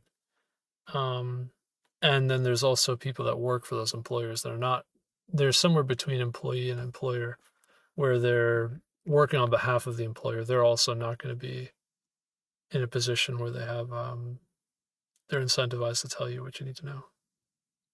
There's that too. But some people will tell you the truth, and sometimes you can figure it out for yourself. So those things help a lot. But that's like, how do you avoid like a major pitfall that'll be the end of you, right? Like you don't know it's coming and you can't see it coming. Starving to death obviously is one of those things. Like there were coal miners here in the United States a long time ago. When they shut down the coal mines, those coal miners had no job and they had nowhere to go, and they basically were going to starve. Some of them survive, some of them rebel, they were actually like physically put down and their lives were ended, which is really brutal. But like, how do you see these kinds of things coming at you? I guess I'm getting at, and it's definitely not that easy. Some of it's just luck, but yeah, I could see how that could kind of stress you out if you're not like, I don't know, you're experiencing extreme difficulties, I suppose. It could stress you out a lot. And you don't know what you don't know, kind of a thing. So you don't know how to like prepare for it. You don't know where it's going to come from. Yeah, I think having just like kind of a mindset that like you're going to be okay helps a lot. Definitely helps a lot. I wonder sometimes if maybe that's like why people become super religious, is because it's like it handles a lot of the mental load. Like you don't know if you're going to survive or not, like the next, whatever, 2 years. And so just assuming that you're going to be okay allows you to like stabilize your mental state, even if it's like not really true. It becomes like self-fulfilling. I don't know. I don't know about all that. I don't know. I'm just kind of what's the word for that? Stream of consciousness here on that subject. But yeah, it definitely helps to like not be as stressed about things. You can't prepare for everything that could possibly be harmful. It's true. And some things can be really bad. That's also true. It does not properly handle asynchronous functions. Calls fn and immediately wraps the return value. Okay, that's what I wanted. Doesn't wait for fn to resolve, so it takes 10 seconds, resolves, turns a promise instantly. Breaks the timeout logic. The function can still take too long, but the timeout won't catch it. Erase the function's return promise against the timeout.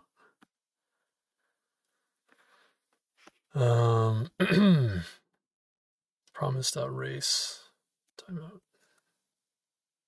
Oh. Huh.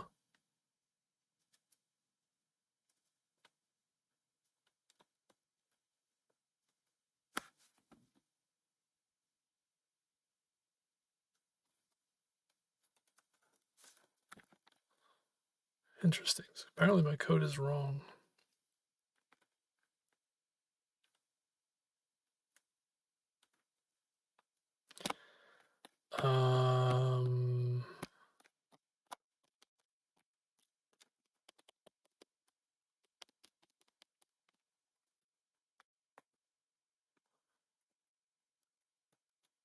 No, this is wrong. I think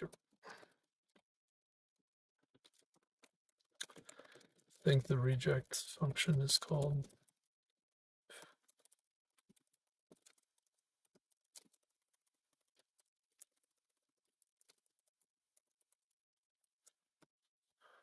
I think it's wrong, the feedback I just got.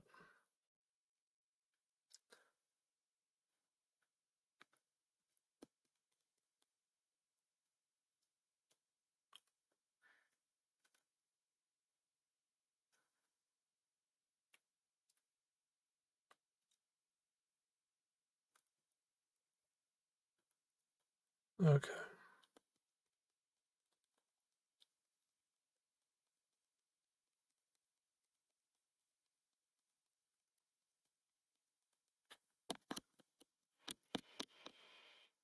Got it. I think your race implementation might be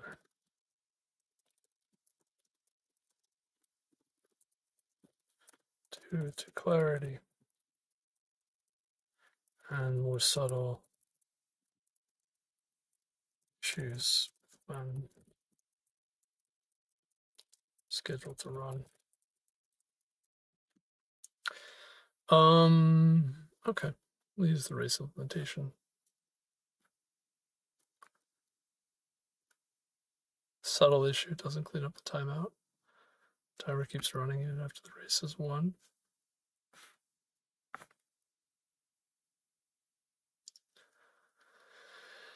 Memory leaks are delayed process exit in Node.js.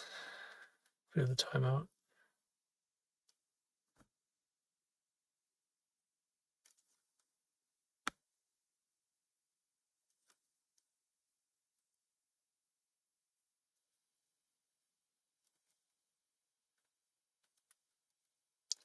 Prevent unhandled rejection.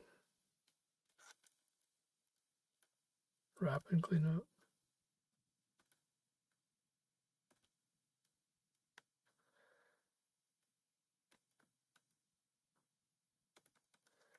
Timer is always cleaned up.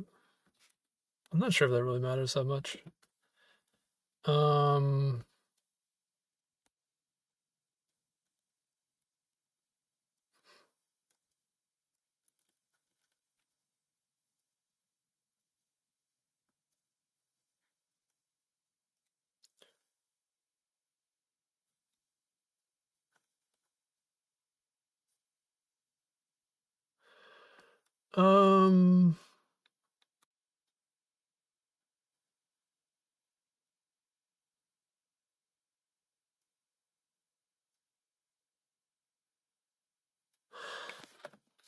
Let's try this and see what happens.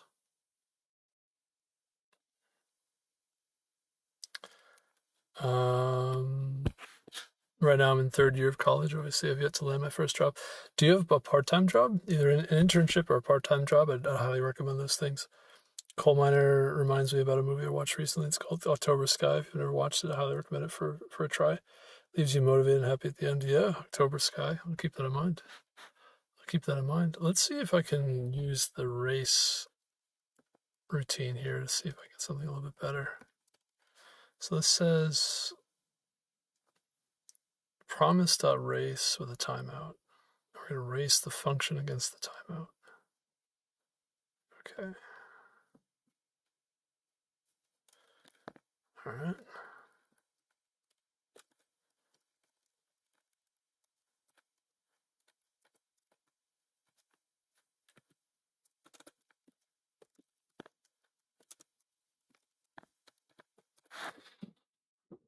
Okay.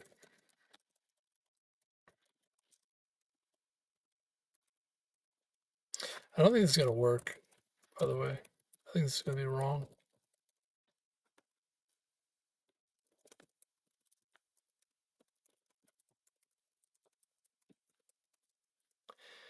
Was this also a promise? It was.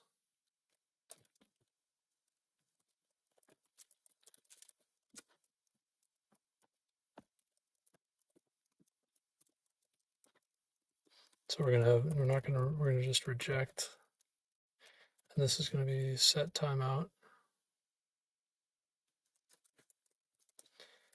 which is gonna call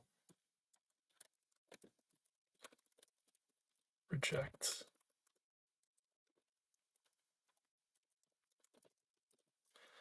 Time loop exceeded. Okay. All right. And now we're gonna erase these two and see how that goes. I don't think this works. Yeah, it's wrong. I was gonna say I don't think this is correct.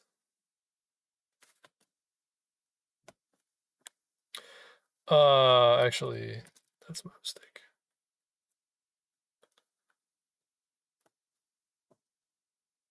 Oh, that's right. Okay. Oh, I see. Okay. That is a lot cleaner. That is much cleaner and much easier. So what's going on here? So what does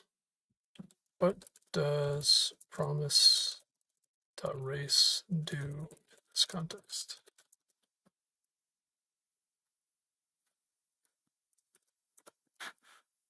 What's going on there? I do have a part-time work and I am applying for internships. That's awesome. There you go. That's perfect. Yeah, I was gonna say you shouldn't be so stressed, man. If you're making money right now and you have a part-time job and you're applying for internships, you're in good shape. it's going to be really hard to get work as a software developer, but if you get internships and then you get that can translate into a job later down the line. And then you get years of experience. You want to get about 5 years of experience in the software developer world. Once you get about 5 years of experience and you kind of want to pick something and focus on it for those 5 years, then you'll be kind of considered like mid-level to junior, junior, mid-level to senior. You'll be like kind of in that gray area between junior and senior. Around 8 years, you're like solidly senior. That's around the number, I think, that you want to be working at. But around like 5 years, you start to kind of get in that gray area where you could start basically demanding to be understood as like a senior. And then if you're like really specialized in a certain something that's valuable and you have like 5 years experience in that, then it'll be like applying for jobs will be pretty easy. Like it'll be like a pretty good career path, in my opinion. After about 8 years on something that's like pretty valuable and pretty focused, pretty like, specialized, then you're like solidly senior, you have lots of experience, employers, and you'll be addressing a gap in the market. Like there'll be a shortfall gap in the market that you'll get paid pretty well for your time. Like that's a pretty solid career path. Just FYI. Like if I were in school trying to figure out how to do this, that's one of the paths that's viable. Being a generalist is not really viable. You kind of want to, like I said, you kind of want to focus on something, find something that's interesting that you could do for like 10 years and go hard on that and go very deep. You want to be very highly specialized. Just my opinion. I mean, not saying that's the only path, but that's one of the paths that works. But yeah, applying for internships is good. But yeah, that's the way to go from step to step. Is internship into role, and you want to like specialize, and get lots of years of experience in a specialized role. You also want good grades too. Like if you can do a master's at like a top school, like a Harvard or MIT or something like that, or like a Georgia Tech master's program is also very good. And you want the pedigree, you want the years of experience.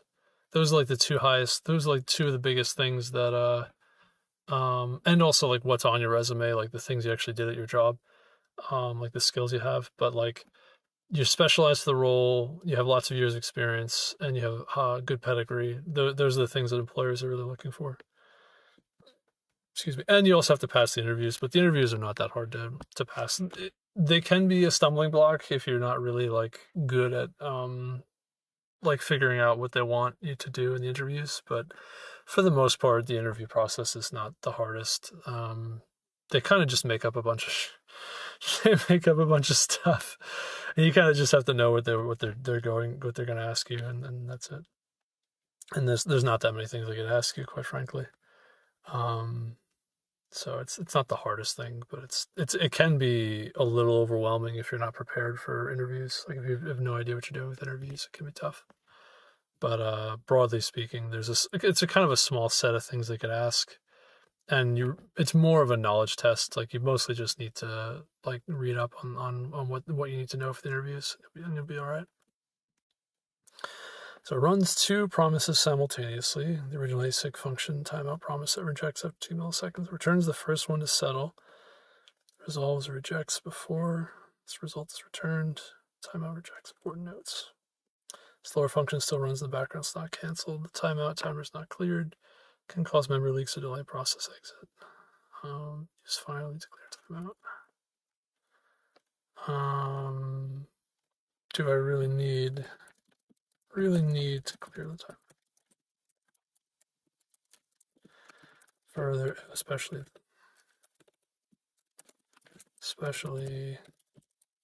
if this function is called much. Further, or additionally,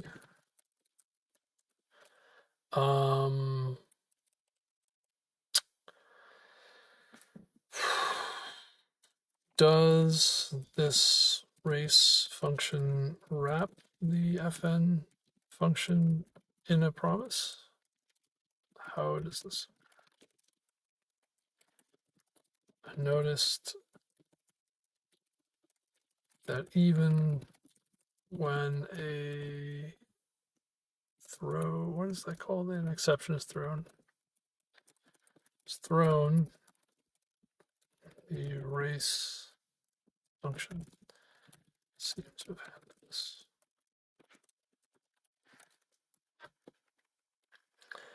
From f of n. Yeah, that was wasn't expecting that. Also, let me just check the time. See how we're doing. A couple hours. The stream is healthy, which is good. I still have quite a few problems to go through here.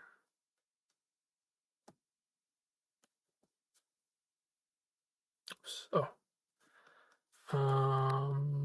Argument. Do you need to clear the timeout? You should clear the timeout even if the function isn't called often. Not clear. The timer keeps running in the background, which can cause memory leaks. Holds references, delayed processing and scripts, unintended behavior, closure routines, large objects. Clearing is the best practice regardless of frequency. All right, so I will clear it. What do they suggest? It said try, return, finally, clear. So try and finally to clear the timer. Okay.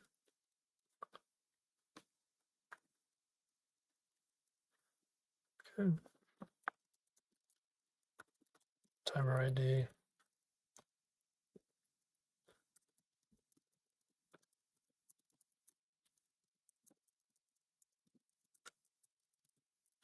What they, I think it's a clear timeout is what they used.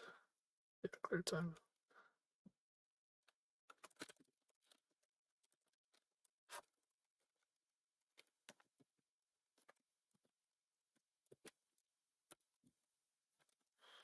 That's fine. Oh yeah, timer ID.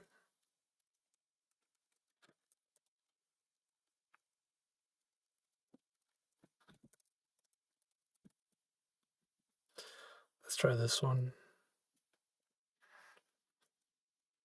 Does it wrap FN in a promise? Yes, but implicitly. Okay. Returns a promise or is async. Promise.race uses it directly. If it returns a regular, it's automatically wrapped in result. Okay.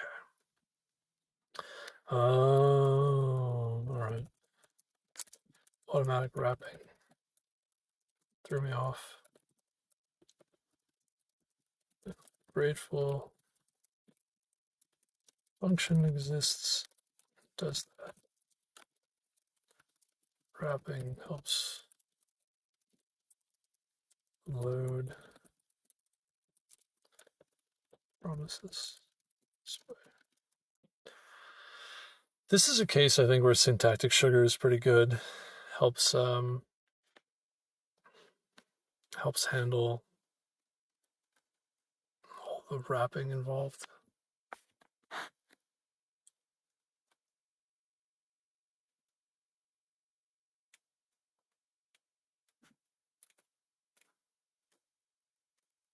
Yeah.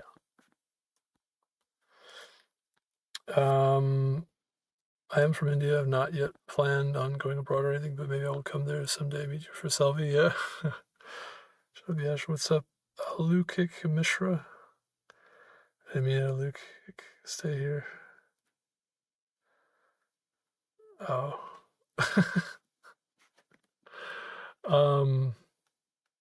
That's okay. I was chatting with Yash here. All right. So, might come abroad. Oh, and now it's wrong though. Uh-oh. Oh, what happened here?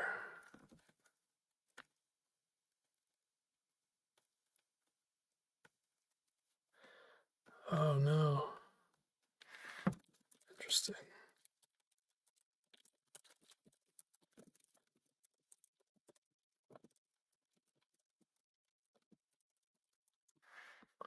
Huh. Now it's wrong.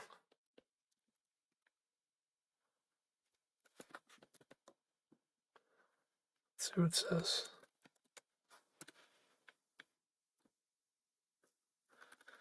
Oh, I have to use the await. I think that's why. That's probably the issue.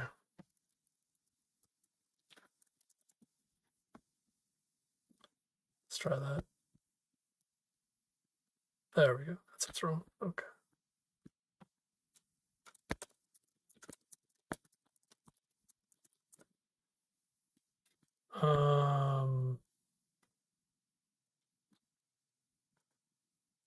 Use await instead of try. That's what it says. Yeah.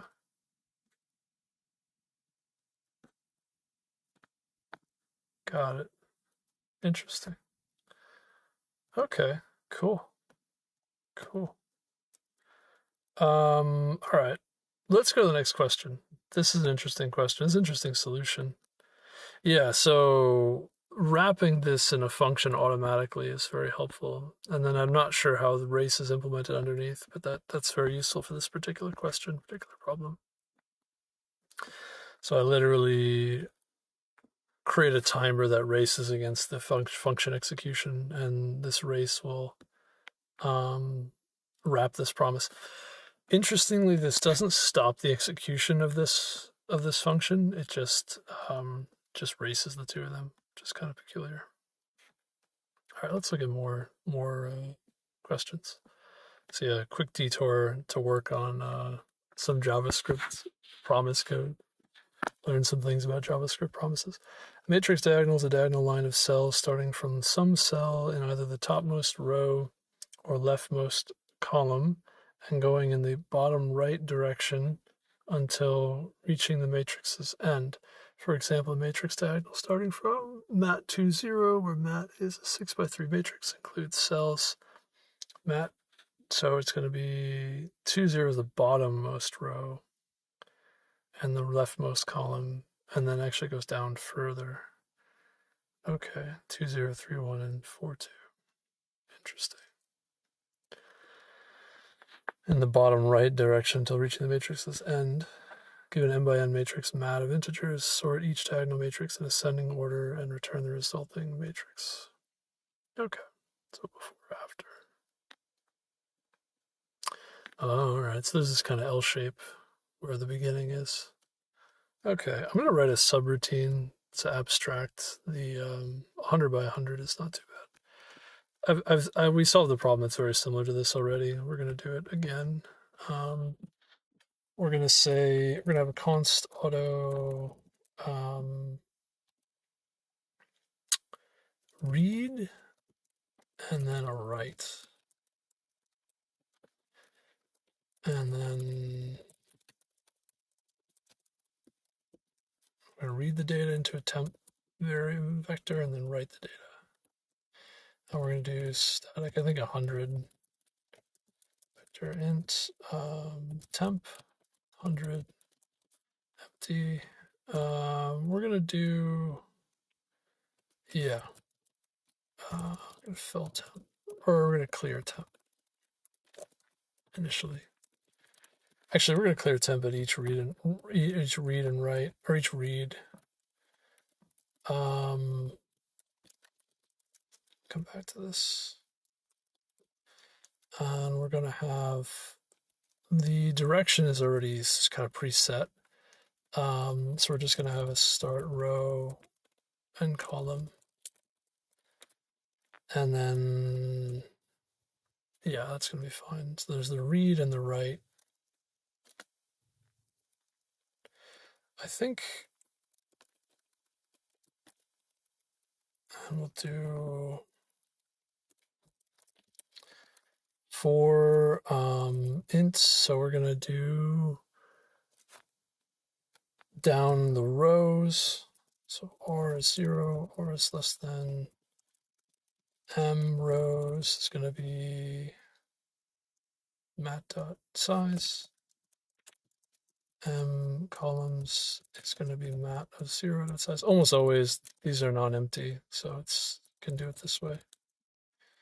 Then we're going to call the read of the row n 0 and then write row 0. So we're going to read into temp from the row diagonal, starting at the first column in the top row, and then we're going to move down to the bottom row in the first column. And then we're going to read write similarly into mat, and we're just going to return mat, by the way. Read write into mat from the columns position. So from column and columns, and we're going to start from columns 1. So it's going to be the first row, read write, first row, first column. And we already know the diagonal. It's going to be the bottom right diagonal, so we don't need to, we can hard code that basically. So in order to read, we're going to clear, we're going to say basically for ints I is 0, I is less than, it's actually going to be I is less than, it's more like R is less than the number of rows and column is less than the number of columns. And we're going to do, I can actually make this a modifiable. Maybe it's better from the starting point. An increment I each time. It's actually, don't even really need I for this, quite frankly.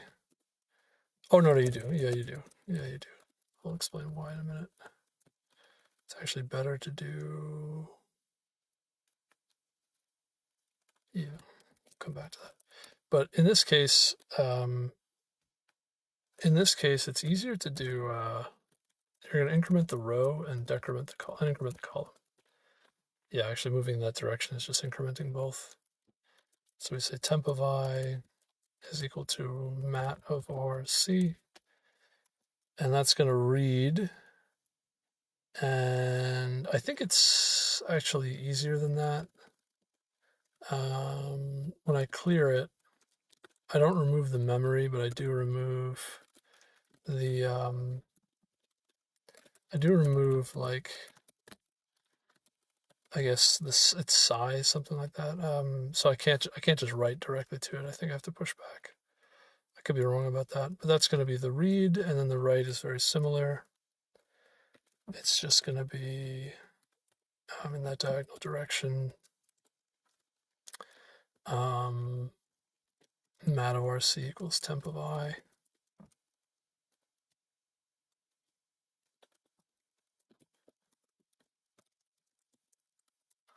Where in this case I do increment I.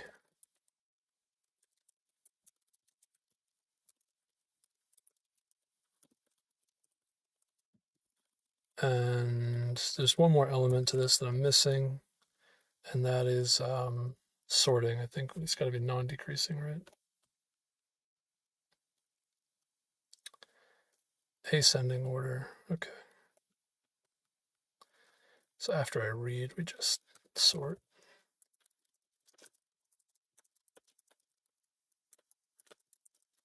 Something like this is fine, I think. Let's see how this goes. Does not have automatic storage. I think it automatically can be captured by I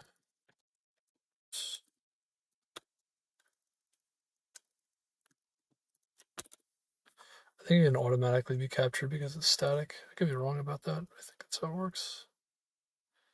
And oh, I forgot about that too. It's a subtle mistake. I made that mistake before. Also a typo here.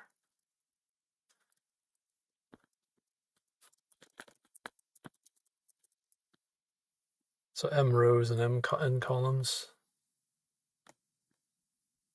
And also that needs to be captured too.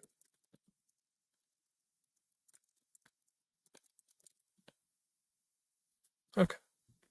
Something like this. Compiler. Oh, I did it twice. I did do it twice, didn't I?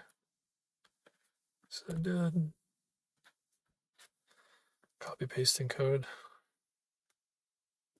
Okay, there we go. I think that's right. It's probably correct. We're just going to go for it. It's pretty simple code. There we go. Not bad. I probably could have programmed that faster. That's pretty straight. I hope this makes sense. This is pretty simple what we did. I think I described in the past previously that like using a read-write abstraction here is like much cleaner. It's very easy to see what's going on and how this works. Yeah, this is like very straightforward. So we're just gonna move on. I think it's pretty self-explanatory.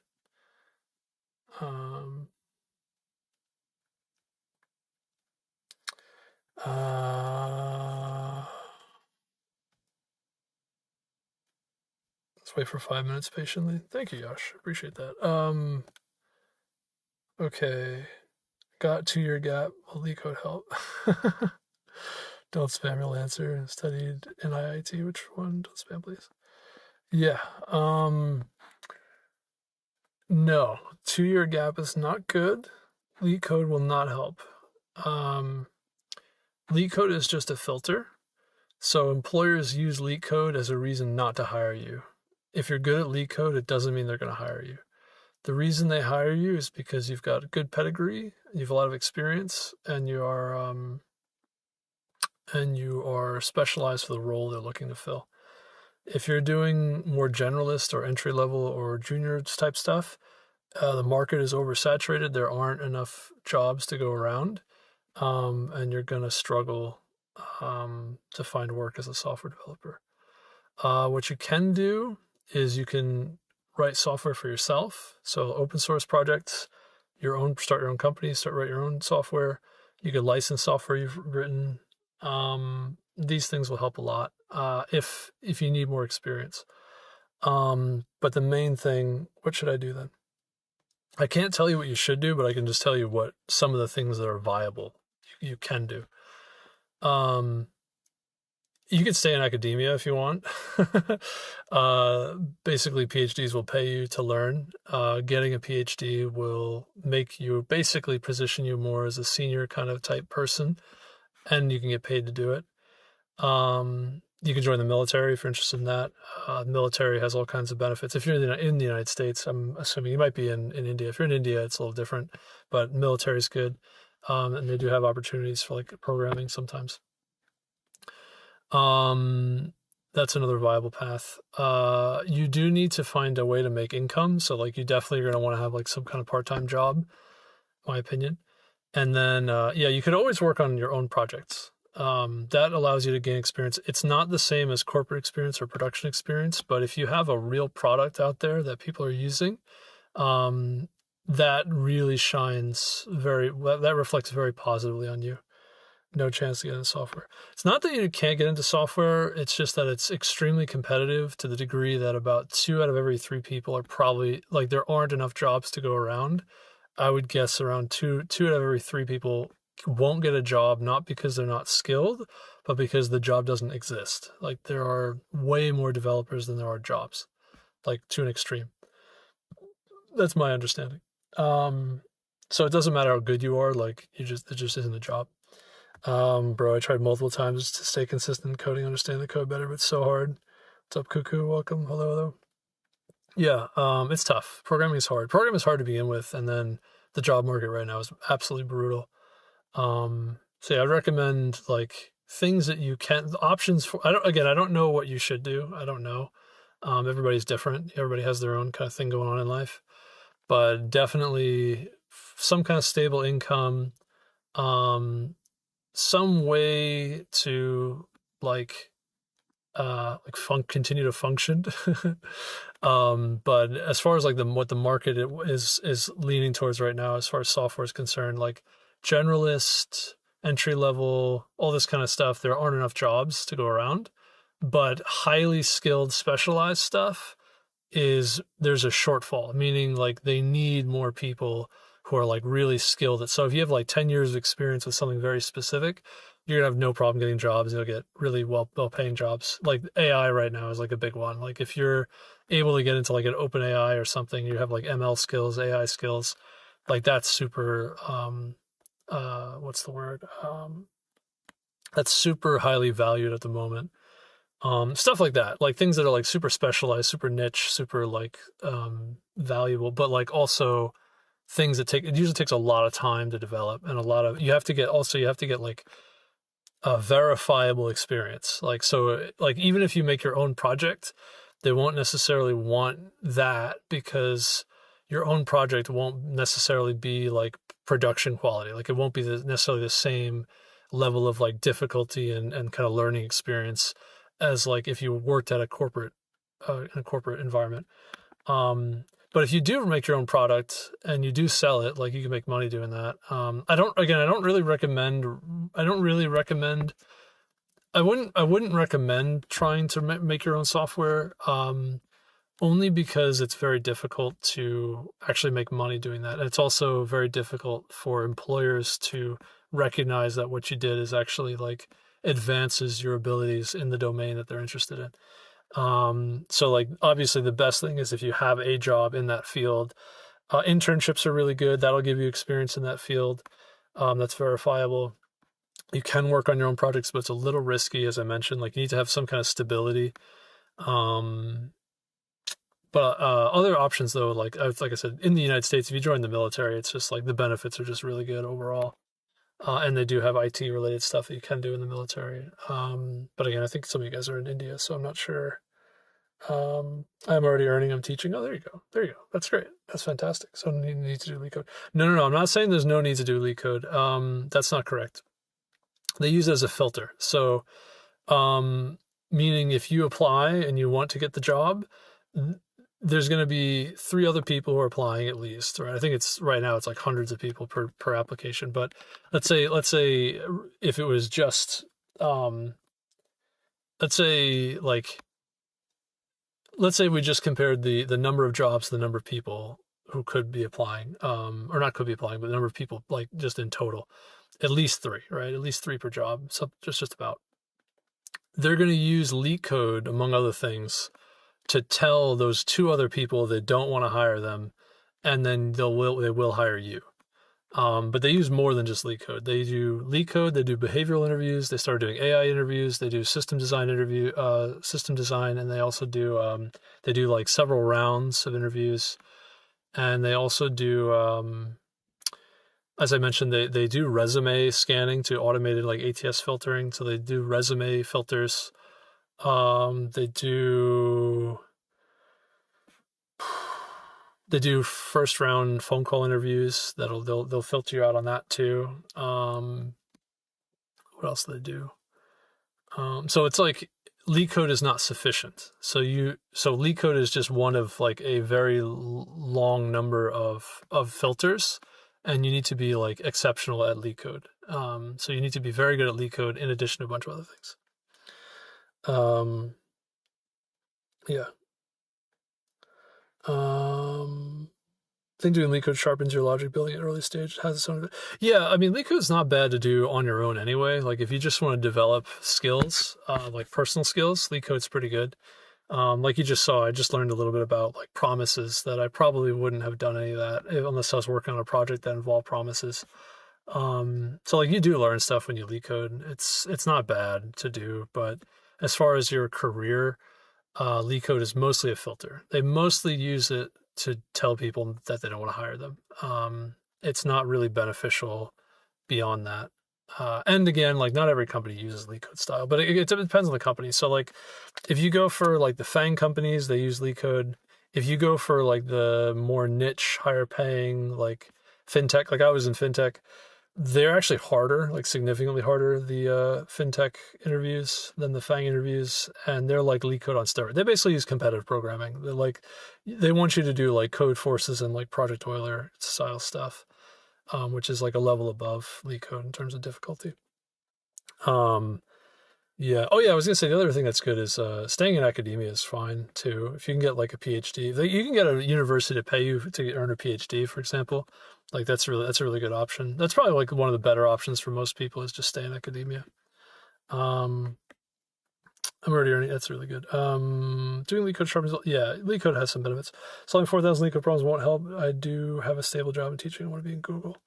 So yeah, applying for Google, I interviewed at Google a few times. Their LeetCode questions aren't that hard overall. I think what they look for at Google is they kind of look for a little bit more. Well, it might be different now. It was like almost 10 years ago now that I interviewed at Google, but I think they just kind of look for like exceptionalism, and especially if you have like if you have like a public profile that's catches their attention. So like let's say you have something on GitHub that's really interesting, or like maybe you have like you have an online presence, and you I don't know they saw you solve some really hard problem or something. I don't know. I don't know why I got interviewed at Google or I got the interviews at Google when I was younger. But I suspect it was some variation of those things.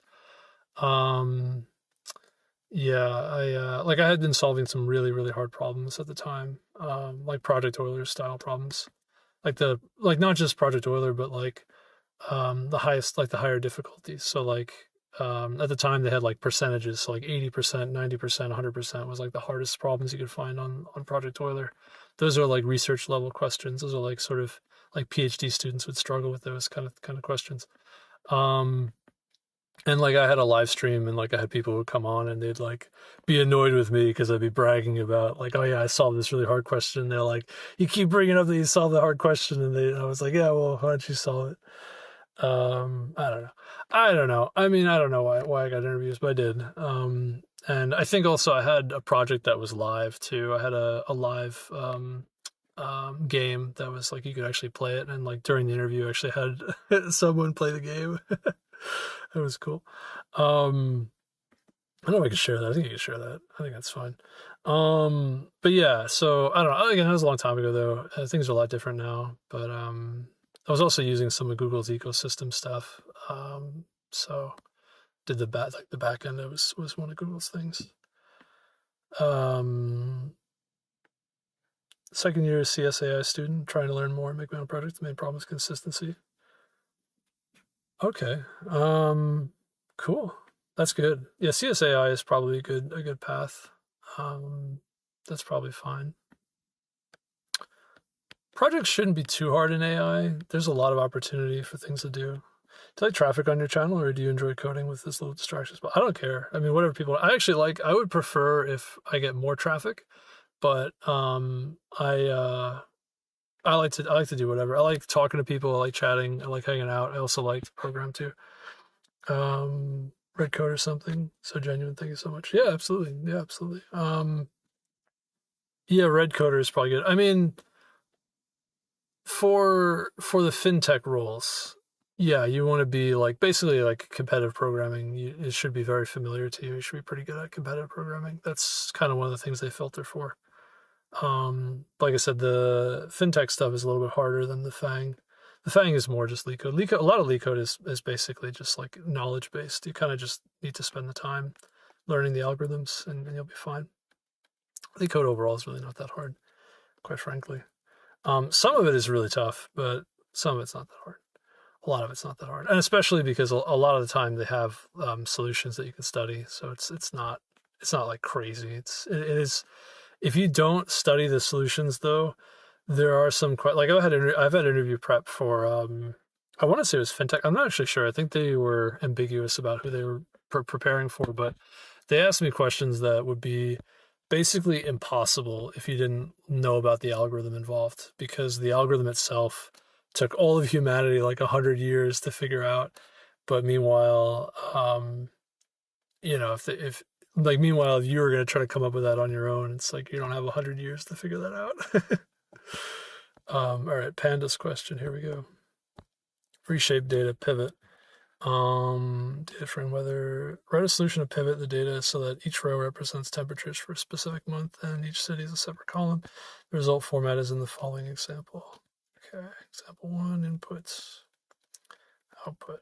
Okay, table is pivoted. Each column represents a city and each row represents a specific month. Okay, so if city, month, temperature, and they want month. Oh, I see. So they want the month and the city, and then have the month here, and then the temperature. Oh, interesting. Pivot.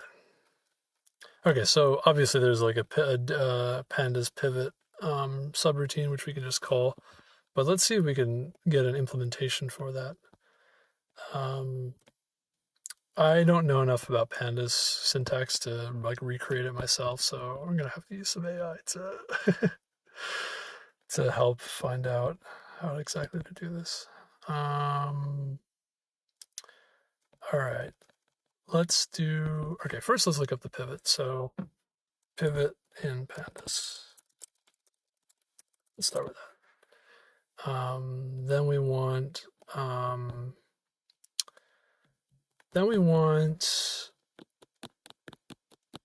month temperature. The month. Interesting. Let's see. Pivot function reshapes the data frame from long to wide format by turning unique values from one column into new column headers. Key parameters: index column uses the new row labels, column whose unique values become new column names, column to populate the reshaped data frame. Example: data frame date, city, temperature. Pivoted, pivot, index date, column city, values temperature. Okay. City. So index city date. Column city. Oh, interesting. So the columns will be based off of, these will become the columns. And then the values. Yeah, so what's the index though? Okay. Date values. Okay. City date, city date.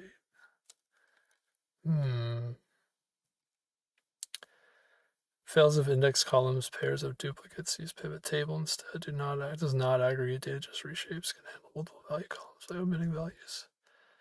This is pretty interesting. So let's see if I can use this pivot.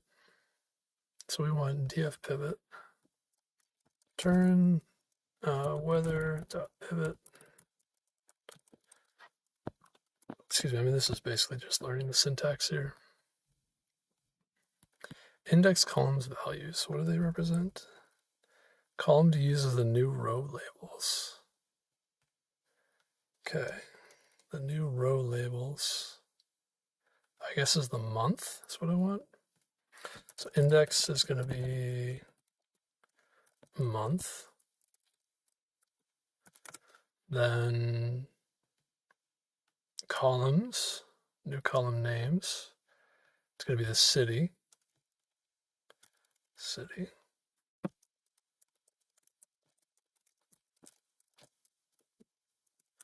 And then lastly, the values are going to be this temperature.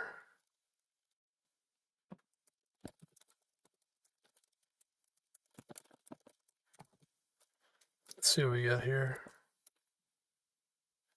I think this is what they want.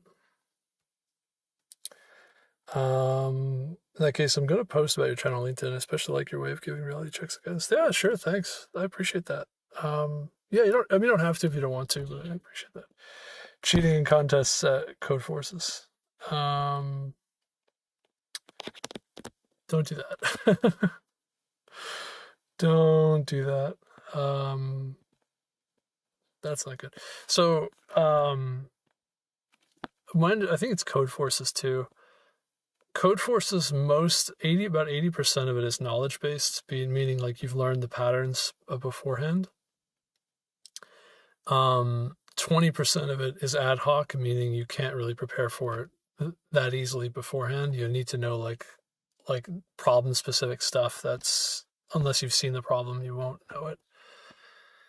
So you can like optimize pretty well for about 80% by preparing, just doing a lot of different algorithms and patterns. And then 20% is a little harder to optimize for because you have to do a lot of like, how do you solve a new problem quickly kind of stuff. But they're not usually going to ask you like the hardest questions out there for interviews. So you don't really need to be You don't really, you like 80% will probably get you there most of the time. Column, okay. Columns, okay, columns and values. Let's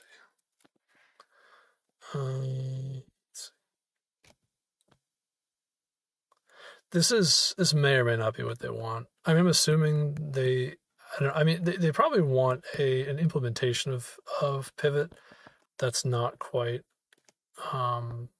just calling the pivot command.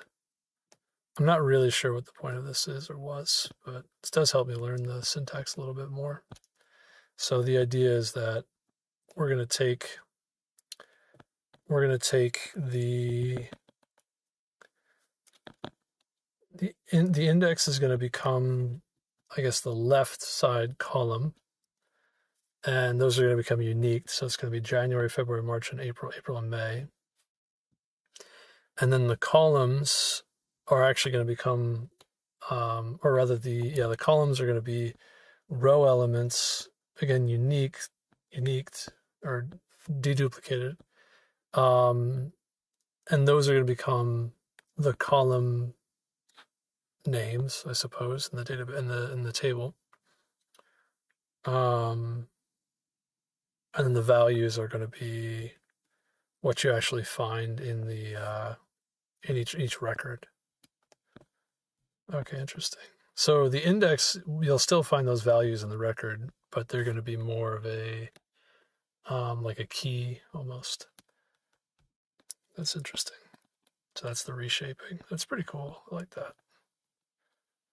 Now I wonder how I might do this without using pivot. Okay.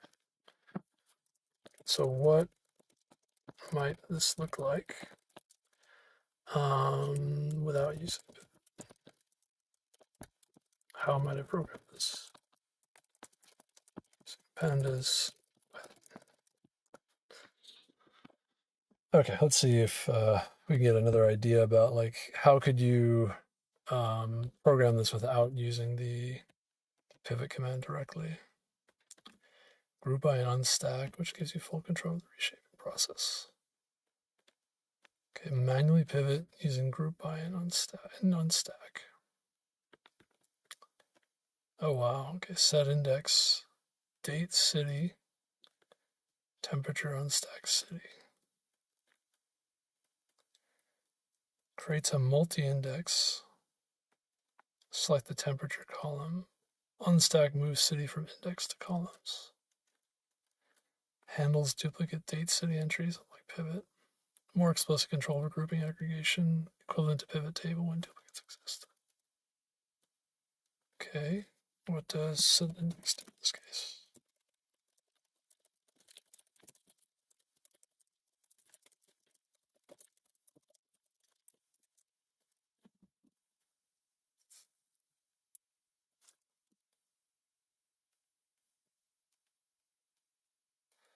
In this case, set index transforms the data frame by using the date and city columns as a multi-index, a hierarchical index. This means the rows are now uniquely identified by a combination of date and city. These columns are moved from the data to the index, allowing operations like the unstack to pivot the data based on one of the index levels, turning city values to column headers. It's a key step in reshaping data values.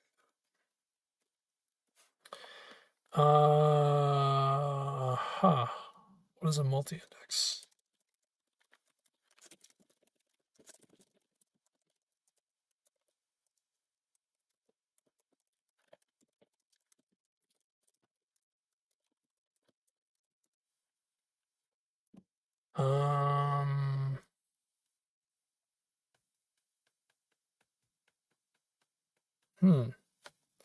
So let's set index first, see what that looks like.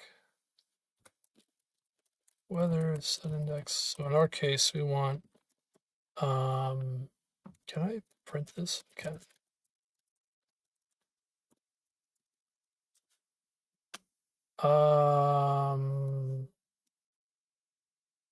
Date, city. I just want city. Or city and month is really. What does this do?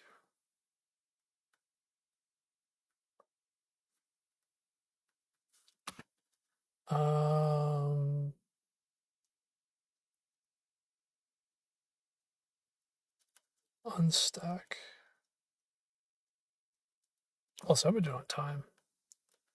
Okay, yeah, approaching 3 hour mark. I think at 4 hours I'll take a break. So I set the index, then I index into temperature. I'm not sure what that does exactly. Select the temperature column, then unstack city, move city from index to column. I'm not sure if this makes sense.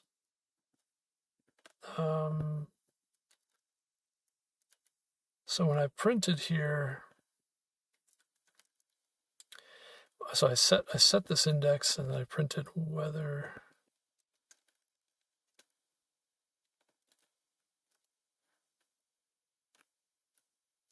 Looks like nothing really changed here.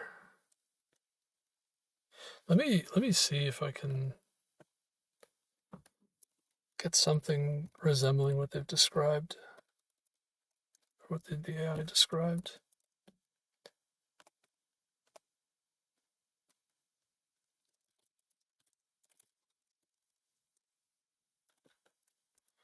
Oh yeah, unstack city.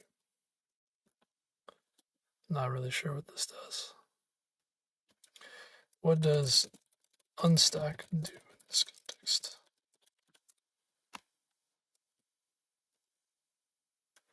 Multi-index in pandas is a hierarchical index that allows you to have multiple levels of index labels along an axis, rows, or columns. It enables efficient representation and manipulation of higher dimensional data in 2D frames or 1D series.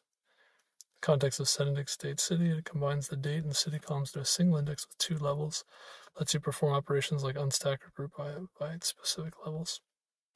Enables advanced reshaping aggregation across multiple dimensions.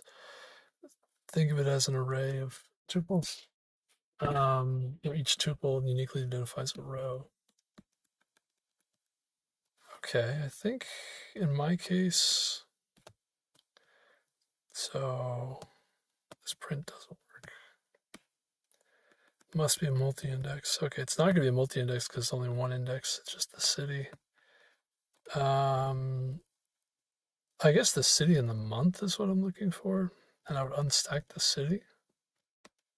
Maybe city month is what I need. Maybe this is what they're looking for. I think I need these opening and closing brackets in order for that to make sense.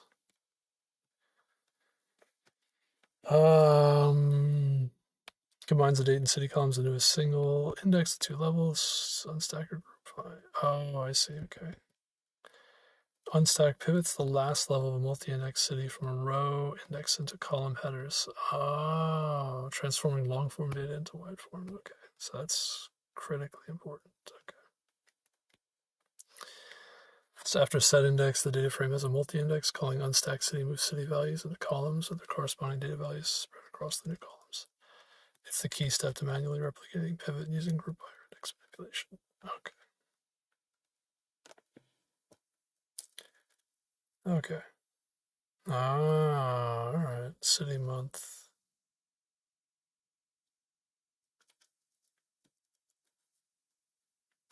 Interesting.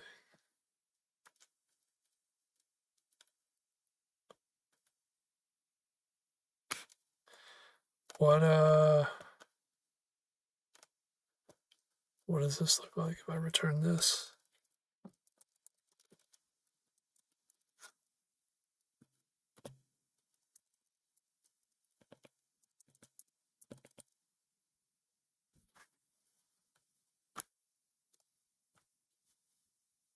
Oh, it's right. Huh. That's cool. I'm going to go for it. That's another way of doing this. I don't know which one's faster. I wonder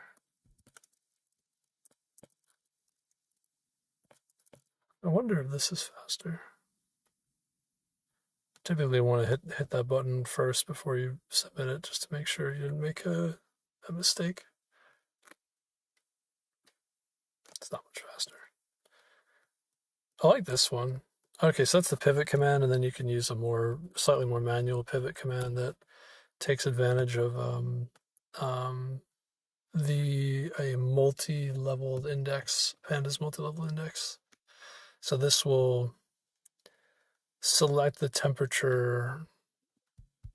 So it'll set the index, multi-level index for city and month. Then we'll select the temperature column and then unstack city. Okay, why must I select temperature column? This context. What does that do?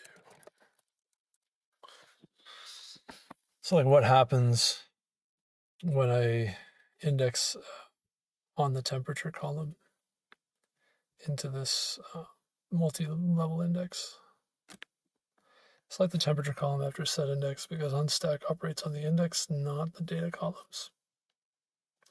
Without selecting, you'd be trying to unstack a data frame with multiple value columns, which could lead to ambiguity or unintended reshaping. By selecting temperature, you focus the operation of a single data series. Ensure unstack pivots only the city index level into columns, avoids errors or unexpected results if there are multiple value columns, isolates the data you want to reshape.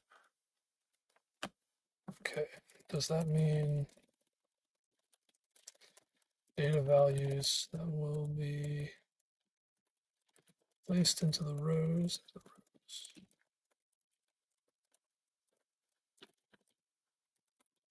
Be from the temperature.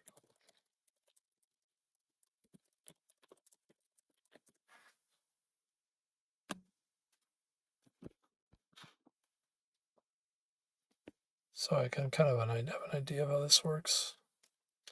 Data values placed in the resulting data frame after unstack come directly from the temperature column. When you do set index, temperature unstack city temperature is the value column being reshaped.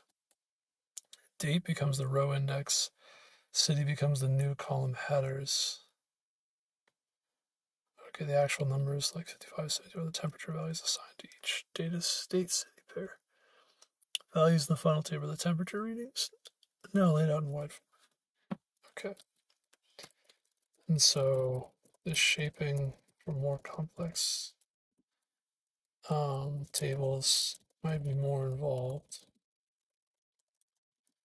if there were more than just single column of temperatures or single column of temperatures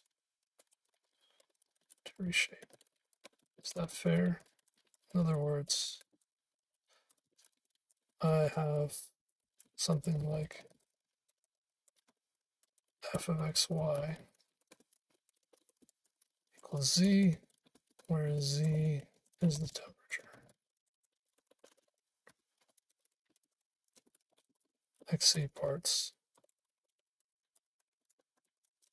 Let's define 2D table. If I had something more like f of AB equals CD, things would get. Is that a reason?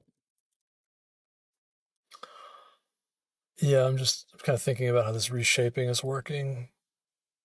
It's like this is kind of like a three-dimensional, it's kind of like a three-dimensional function where you've got on one side are sort of like the x coordinates and this side are the y coordinates, and then these are sort of the values evaluated at each, which is an interesting way to reshape the data, but it definitely gets more awkward if you have more than one value at each of these data points. What's the multiple output variables? Reshaping becomes more complex and a multiple value columns simultaneously. And pandas pivot if you omit values, will pivot all non-index columns into multi-index column structure. So pass a list of values. This creates a data frame with hierarchical column index as top level and equals B as the second level. So A, B, C, D, pivot A and B. you would get A, you get, okay, so you have A, B, C, D, and then X, Y. Interesting. So B is PQ and PQ. A is just X, X, Y, Y. Okay. This preserves both C and D in a structured way, effectively handling the vector valued function case. Oh. Okay. So C and D, so in this case,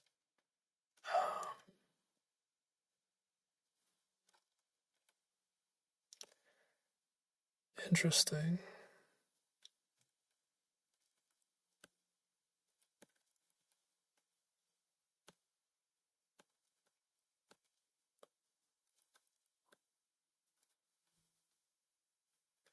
Huh. Hmm.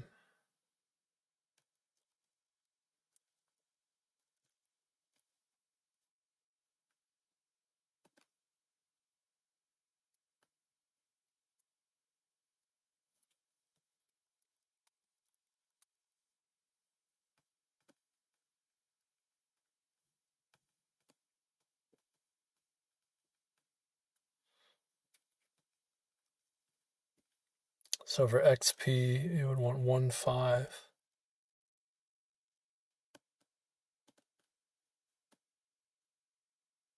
Oh, interesting.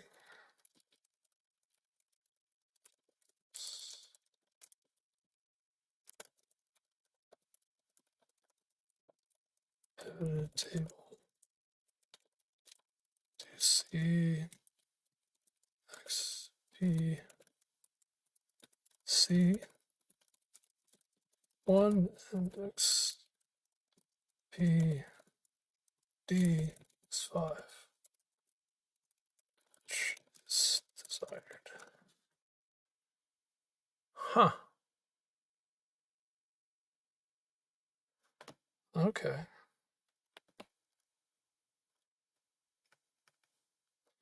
You pivot multiple value columns like C and D. Pandas creates a multi-index column structure. So when you read XP from the pivoted table, the full label is CP and DP under the respective top level columns. Accessing pivoted location XP gives you both C and D values. To get a specific one, pivoted location XCP equals 1, pivoted location XDP equals 5. Hierarchical layout lets you scale to many output variables cleanly. Cool. Okay, that's good now. Yeah, I don't know if I'll ever use that, but that is interesting that it can handle multi-dimensional, I guess like vector-based tables. It's like a vector input, vector output table. Interesting. Like hearing motivated coders, it makes me want to start working on more complex projects and step out of my comfort zone. Sure. If I had encountered a Panda problem, I have no experience with Panda, I would have skipped it without a second thought. It's cool to see you attempt to change my way of thinking. Yeah, as your typing speed, I can reach 70 plus words per minute on WikiType. It's like around 60, I think. 60, 65, I want to say. I don't think I'm 70 plus though, but it's reasonably high. I don't have like crazy high typing speed. It's reasonable. Yeah, I would need to. Databases are very interesting overall. Databases are really sophisticated, like very sophisticated. I took a databases course at university a long time ago now, but yeah, definitely there's a lot of functionality in there that's not like non-trivial and not obvious. A lot of optimizations and other things. Databases are pretty fancy. And I'm not super familiar or comfortable with databases, but I'm reasonably comfortable, I'd say. But yeah, pandas is just cool. So yeah, I just do all the problems on LeetCode. I've been trying to do all the problems. So how are we doing on time? Almost three hours. Okay. Count symmetric integers. You were given two positive integers, low and high. Integer x consists of 2 times n digits, is consisting of 2 times n digits symmetric. the sum of the first n digits of x is equal to the sum of the last n digits of x, numbers with an odd number of digits are never symmetric. Excuse me, return the number of symmetric integers in the range high. Oh, this is a kind of a math question. Okay. Let's see the constraints first. Only 10,000, so you could do this directly. Obviously, doing a digit-based solution, if there's only 10,000, it means each one only has 4 digits, so 4 times 10,000 is pretty manageable. So this can be done efficiently with a direct approach, but let's ponder if there's a way to do this.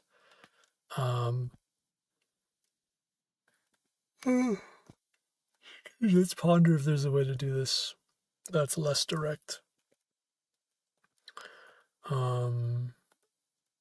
Or is more efficient, more optimal. So the number of symmetric integers. Okay. 1, 2, 3, 0, 1, 2, 0, 3, 1, 2, 1, 2, 1, 2, 2, 1, 1, 2, 3, 0. Okay, well, first things first, all of the anagrams are going to be where it's in the first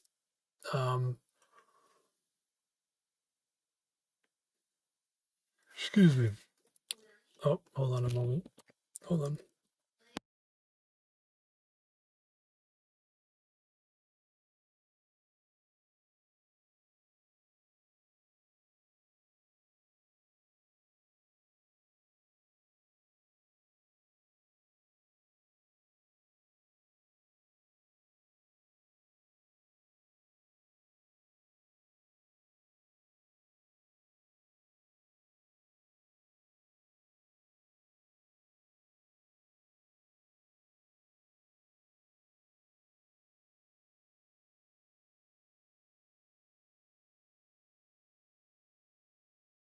Okay, sorry about that. So let me continue.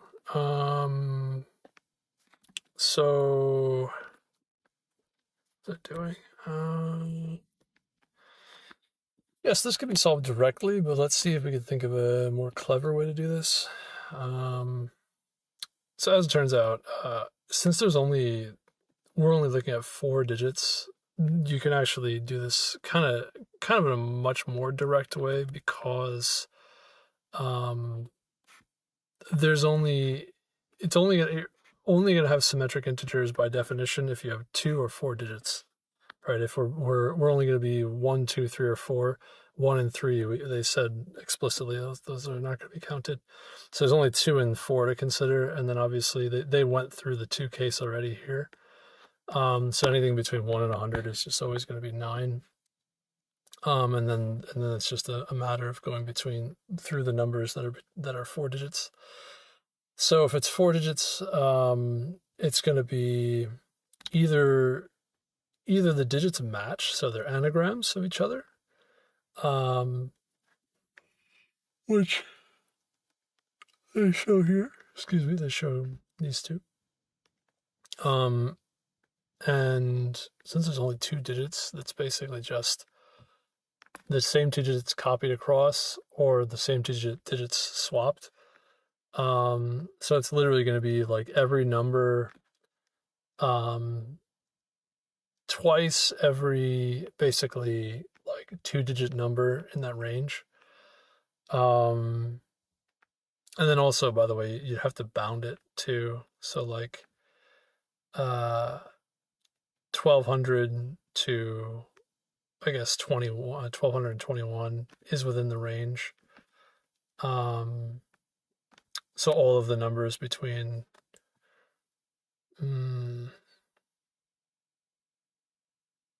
excuse me, actually that's since they bounded the left side, there's not much room to work with here. It's literally just 12 that you have to work with. But all the numbers within the range here and here, these 2 digits,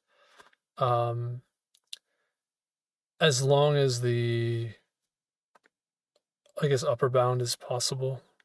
It does kind of depend on what you have over here. But you should get basically twice whatever that amount is. Those will handle all of the like anagrams of the first two digits appended, prefix and suffix cases. And then there's the sum itself of these numbers in between, which could be distributed over two digits in a few ways. So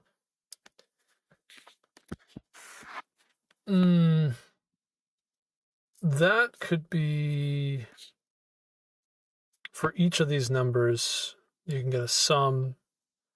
That sum can be split into two digits. Usually, in a number of ways, it's equal to that difference, I guess, or equal to that number. So, like, if the sum is 3, you can do 0, 3, 1, 2, and 2, 1, and 3, 0. But I guess it would be basically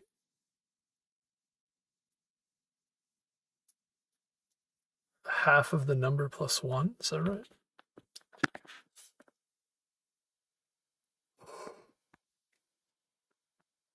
Excuse me, actually, that would be 4 ways. Yeah, that's actually exactly the 4 ways that are here.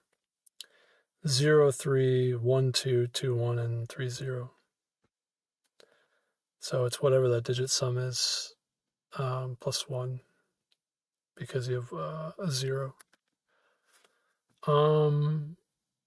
As long as the high is large enough to contain all of them. Yeah, so that would be basically, if these two numbers are different from each other, you would take the sum over the digit sums of the possible numbers in between. And then the last one, you just have to handle that as a special case, because it can be bounded above. Yeah. That's interesting. That's like if you wanted to optimize the approach here, but you could just do a very direct approach too. That works as well. 10,000 numbers, you just count how many there are. Okay. Yeah. Okay. So we're going to do a very direct approach, but that's a more like optimized approach. Would be something along those lines that I just described. So we're going to say result int x equals low, this is less than or equal to high, increment x, return result. And we're going to say the number of digits. So we could just say if x is less than or equal to 9, continue, or x is greater than or equal to 100, and x is less than or equal to 9. Same thing. Just continue. Then we can say if x is greater than or equal to 99, or excuse me, 11, 10, it's less than or equal to 99. Then we're going to say result plus equals, it's going to be x mod 10 equals x divided by 10.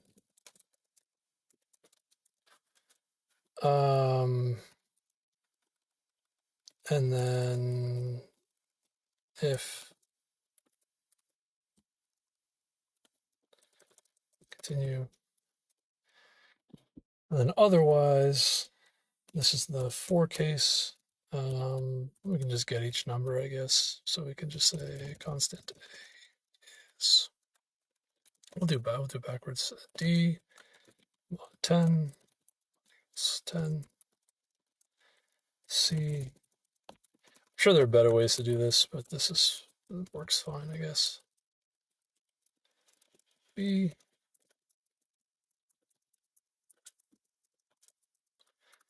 And A is just X. And then we result plus equals, we say A plus B equals C plus D. It's something like this. Let's go for it, see what happens. Or let's try to test it. Try to make any egregious mistakes.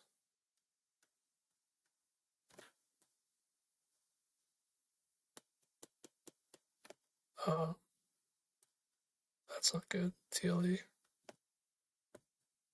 Oh. Okay. Huh. Oh, yeah. Okay, got it. Whoops.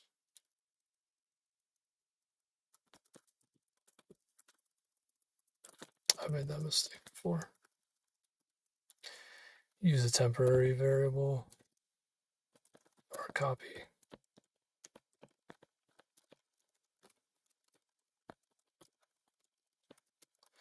I do that frequently when dealing with like digit related things. I forget to copy the variable. All right, we're gonna go for it. Yeah, I mean, there's no real reason to like highly optimize this, given the constraints. But like I mentioned, there is like an optimized way to do this. Yeah, it's not good.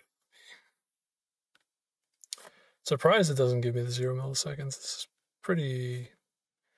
It's overall reasonably fast. No, okay. All right. Kind of annoying, but not a big deal. Yeah, it's fine. It's fine. It could be faster, but we don't really need to overdo it. Okay.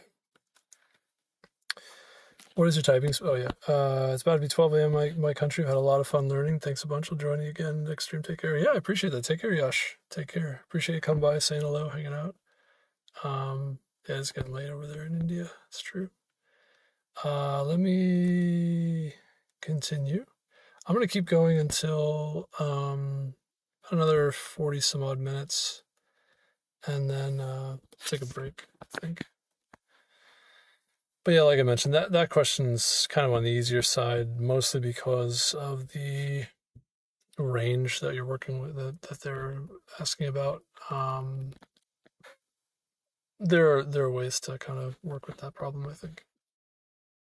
It'd be a little more complex if you had digit sums that are a little bit larger, like larger numbers. But even that, I think like probably a DP solution could be used to optimize that a bit.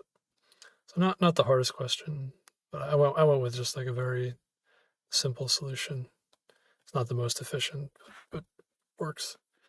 Maximum product difference between two pairs. The product difference between two pairs A, B, and C, D is defined as A times B minus C times D. For example, the product difference between 5 times 5 and 6 and 2, 7 is 5 times 6 minus 2 times 7 is 16. Integer array nums, choose 4 distinct indices, W, X, Y, and Z, such that the product difference between pairs is maximized. Return the maximum such product difference. Okay, 4 distinct indices. Product difference between the pairs is maximized. So you basically want the largest product minus the smallest product, pretty much. Which is pretty much just get the two largest elements and the two smallest elements. Yeah. So we're going to do this in a very simple way. Constant x. Do they want the value? Yeah. So we'll do large, and that's going to be L penultimate, small, and small pen, penultimate, field, call it penultimate. Large field and small field. Or we can do like large 1, large 2. I don't know. That might be better. Large 1, large 2 is probably easier. Small 1, small 2. So these are going to start off at limits int. It's going to be min, and do that for both of these.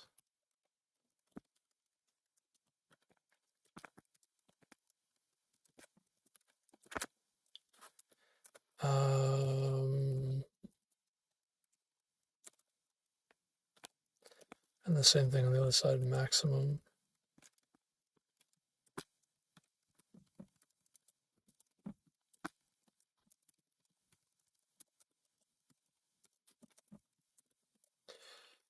Also, assuming these integers are on the smaller side, 10,000, there's always at least 4 of them. 10,000 squared is only 100 million, so that's fine. Okay, so we would say if x is greater than large 2, then we're going to set large 2 equal to x. If large 2 is greater than large 1, then swap.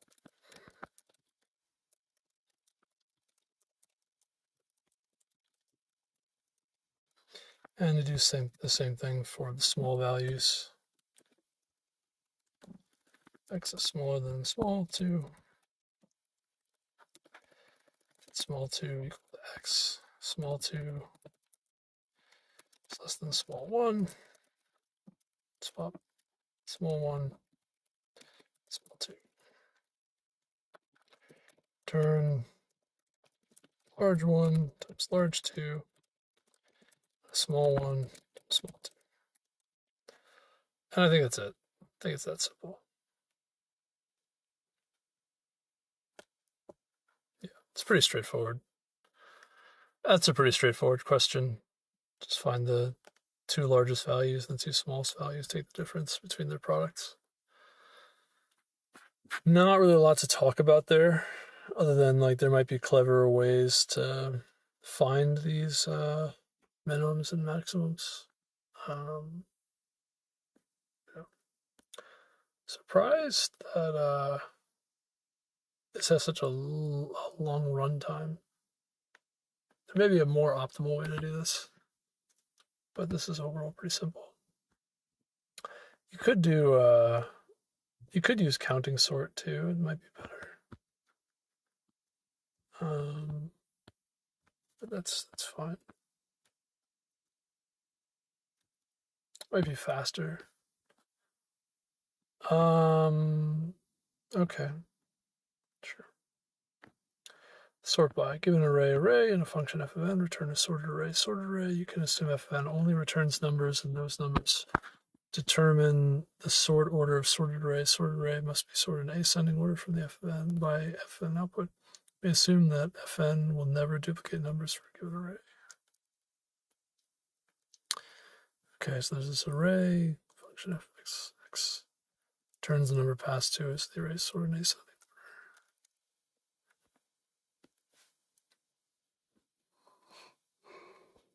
order. F of n d to d dot x. So 0, negative 1, 0, 1. Okay. So the function basically gives you like a key to sort on.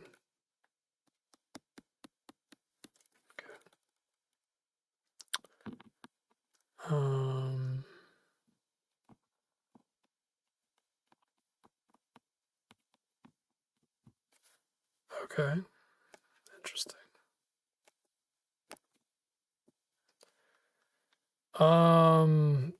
Yeah, I mean, there's like a sort by key, I think, in JavaScript. There's a similar thing in Python too.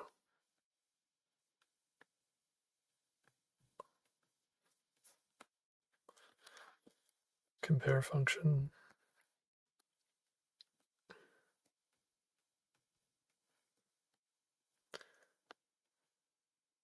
So just sort numeric property.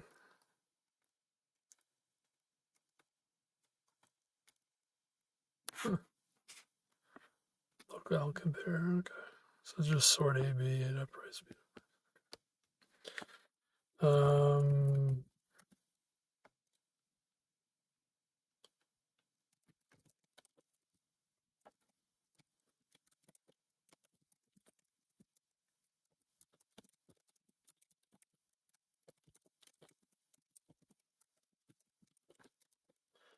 It's something like this. I don't know.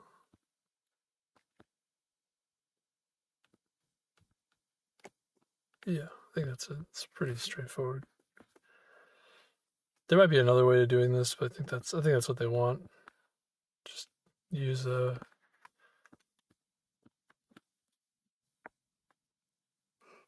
key function in this sort routine.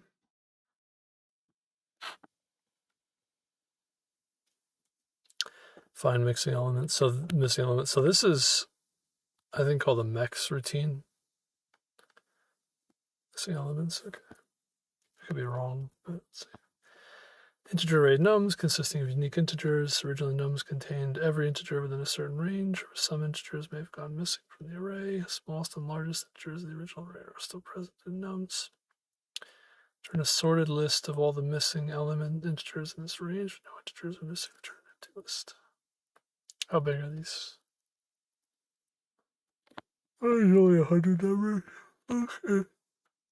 Excuse me.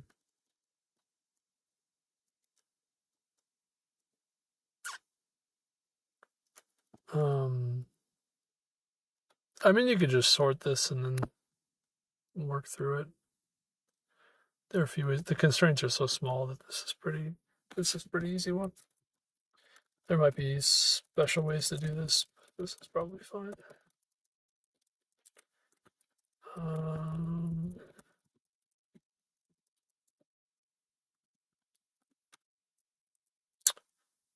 Yeah.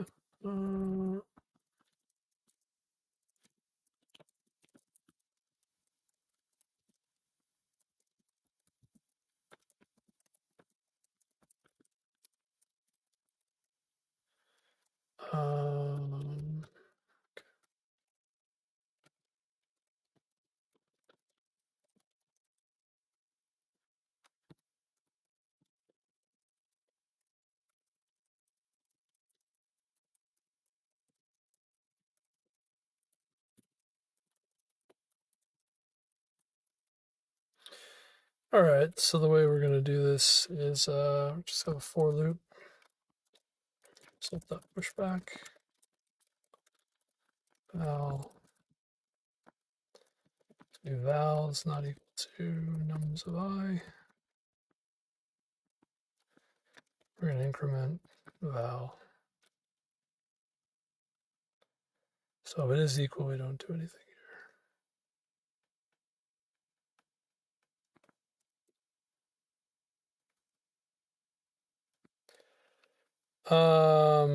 Let's actually just do nums of I.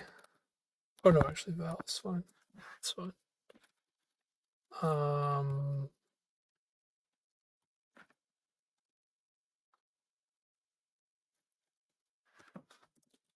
then update it to nums of I.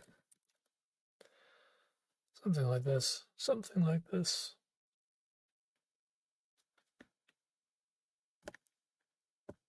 No.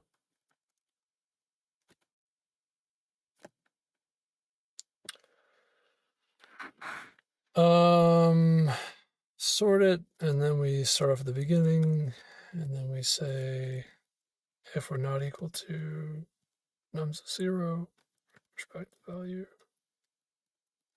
and then we update that value nums of I.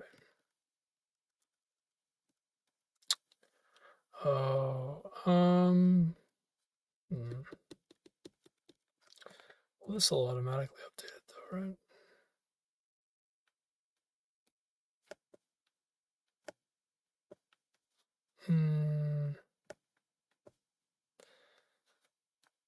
I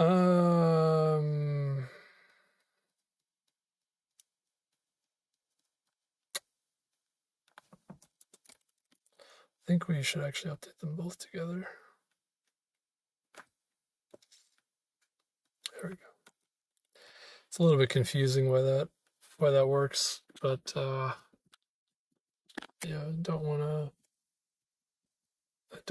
to this mismatch. Like basically the two of them are going to be incrementing in sequence together, and when val is not equal, then I've got to push back all those values in between until they're equal again, and then they both continue to increment in sequence. It's pretty straightforward. It's not too bad. How are we doing on time? Another 30 minutes or so. Okay.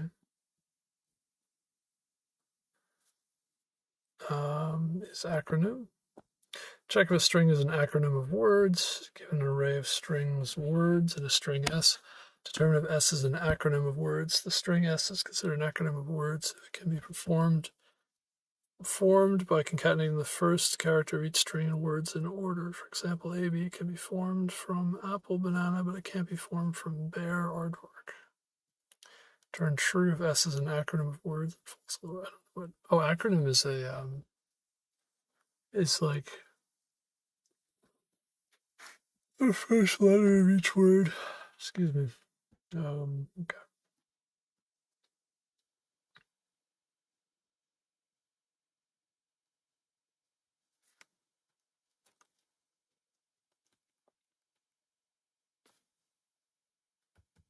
I mean, this is a pretty easy one.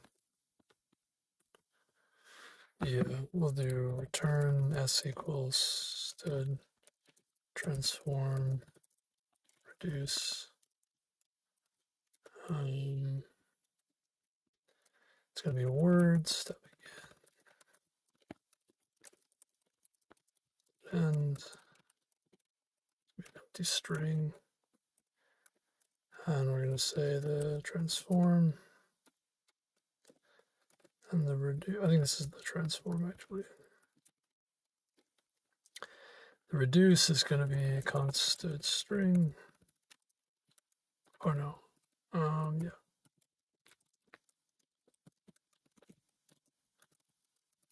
Accumulated, and then usually it's an operator. I think it's a concatenation operator is what I want.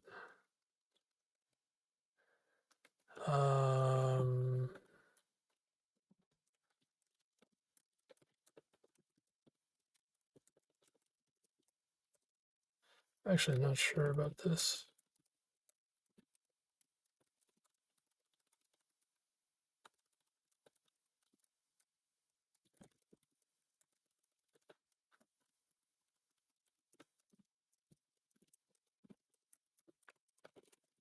I don't know about this one actually.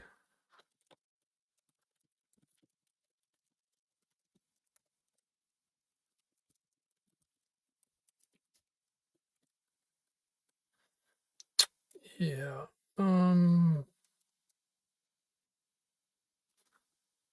don't think that's going to compile. I think it's not correct.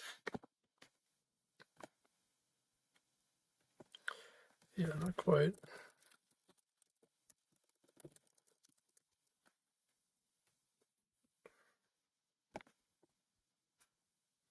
No. Binary, unary.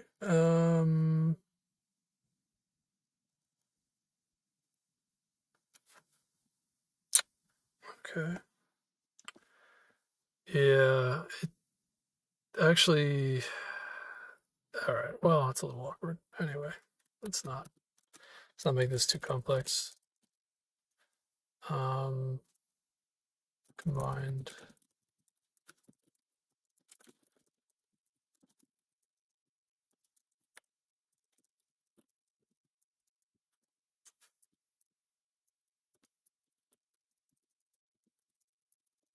Yeah, I don't need to make it so complicated.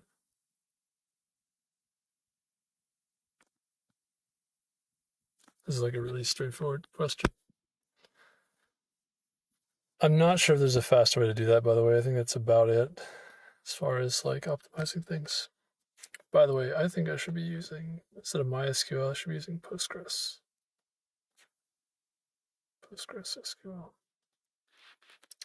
Bank account summary 2. Account is the primary key. Each row of this table contains the account number for each user in the bank. Okay, there'll be two users having the same name in the table. Transactions. Transaction ID, account amount, transacted on date. Trans ID is the primary key. Each row of this table contains all changes made to all accounts.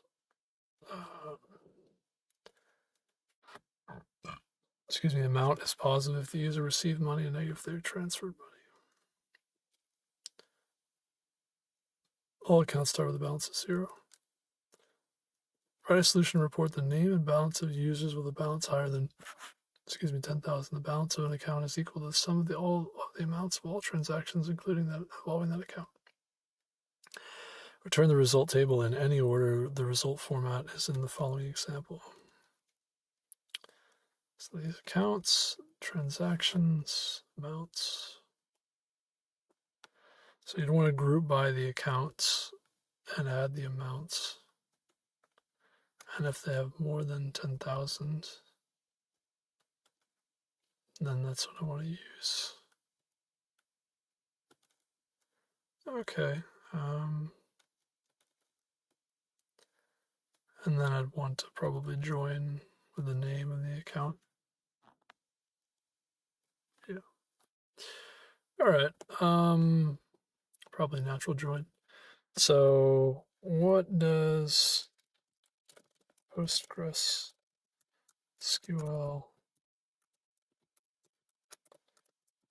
syntax look like in comparison to MySQL? So learning some Postgres here. Here we go.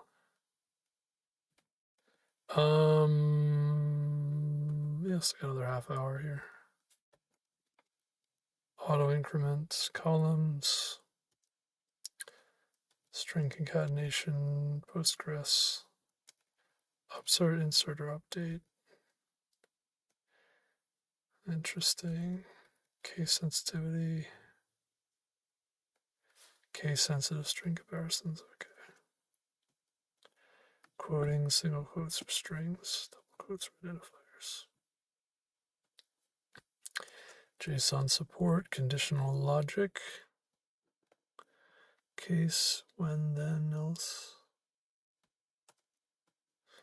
Advanced features, supports writable CTEs, full outer join, intersect, accept, materialize, use custom data types, lacks some advanced SQL features, but it supports intersect.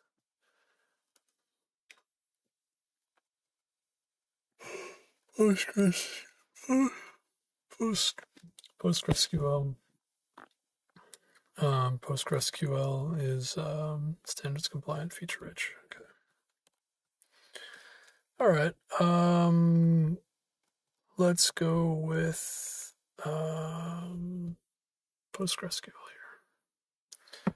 So select from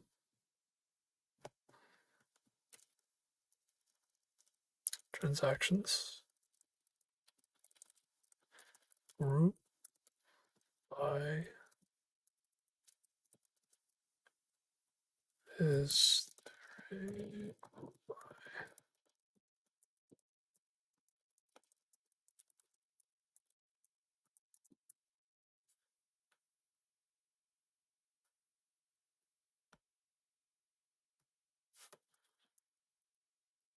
group by.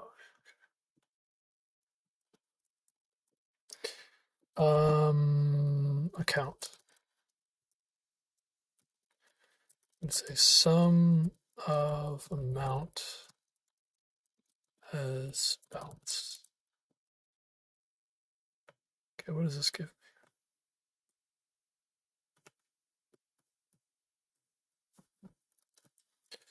Is there a sum aggregate command? Or I'm not sure. Command. I'm using the word command, but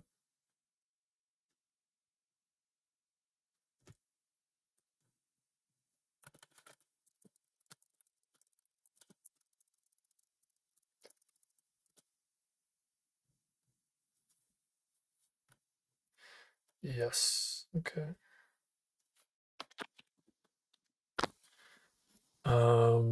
Interesting.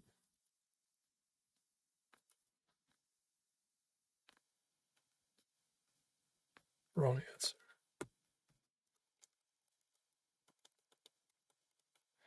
Okay, so I have balances. We're looking for the name.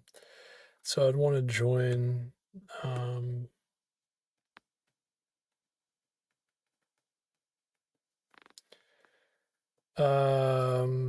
it's going to be account. And then I want, this is probably going to be like a sub query.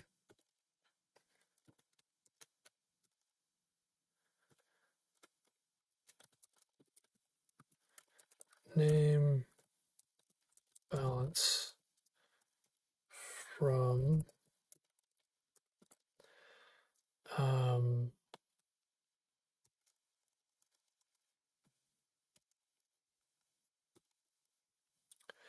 users natural join where balance is greater than equal to 1,000. Something like this.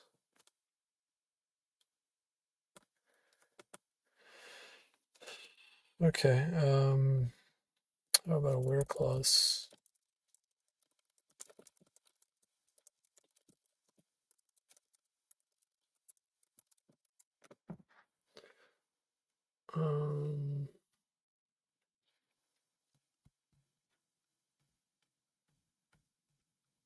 We do on time. I might need to refresh this. Oops.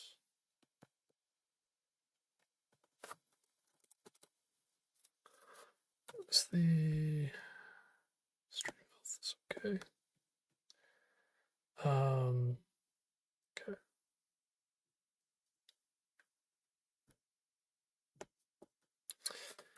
Just see here. Has a where clause. Okay, it has a where clause.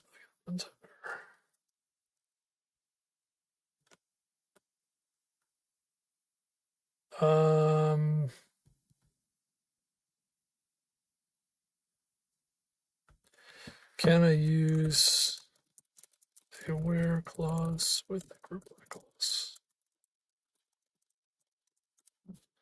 I suspect not, but I thought you could. I don't know. Yes. Oh, where? Okay. Does, oh, I see.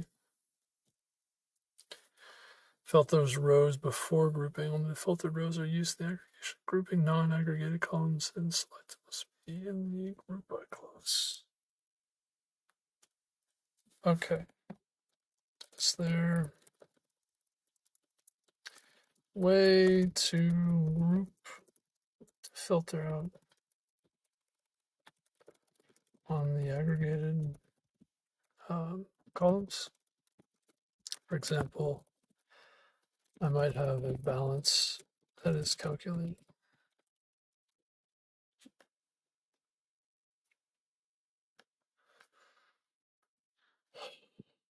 Okay, having. Having is what I want.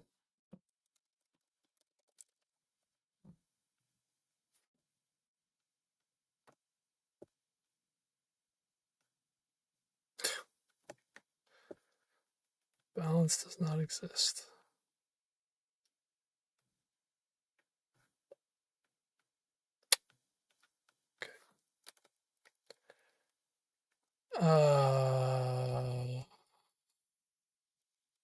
Does sum end up being calculated twice? Wanted to select sum of x, y, z balance, and then use having balance greater than equal to thousands.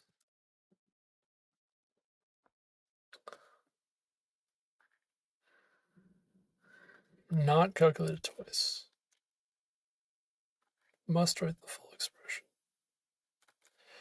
Once per group during aggregation, the query planner recognizes the same expression does not recalculate. Uses the result for both the select output and the halving filter. Performance is fine. Okay, but in this case, I'm reliant on the implementation. Recognize that I don't want to recompute this. Is that fair? What about a derived planner?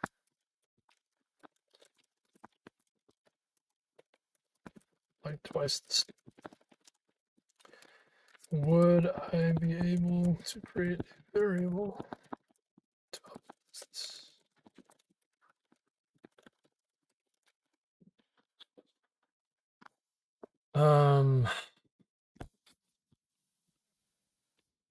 Reliant on the query planner. Okay. Cannot use column aliases, repeat the expression, derive values, recompute unless optimized. Subquery CTE. Okay. With grouped as, I think that's a CTE or sub, I forget what this is called, common table expression. Yeah, it's a CTE. There are, I think, recursive CTEs or something like that.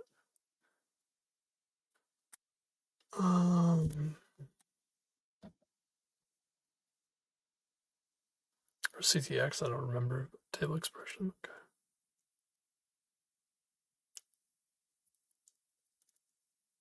okay. Okay. So a subquery or CTE works. Okay. Common, I think it's a common table expression it's called. All right. Well, in this case, we're just going to go ahead and sum the amount twice. But yeah, it's definitely either you want to use a CTE here or you want to use subquery. There we go. The natural join works nicely. Let's see if this is correct. I think this is right. I think this is fine. Oh, brutal. Brutal. Brutal. Not correct. Missing something important. Missing something important here.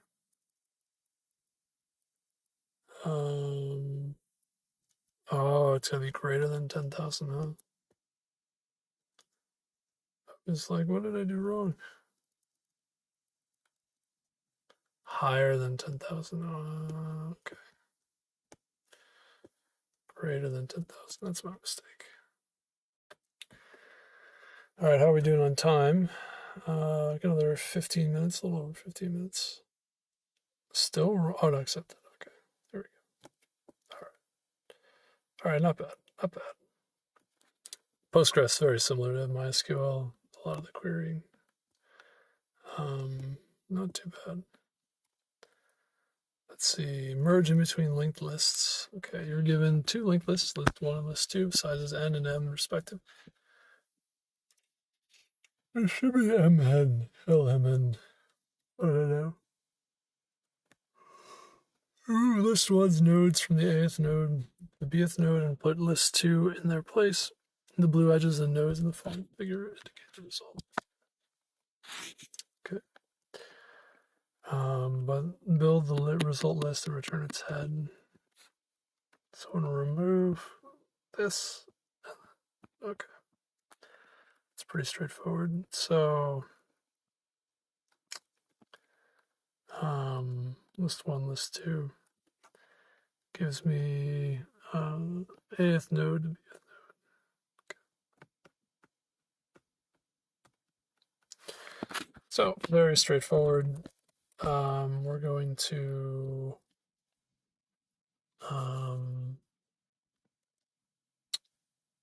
this node head, previous head,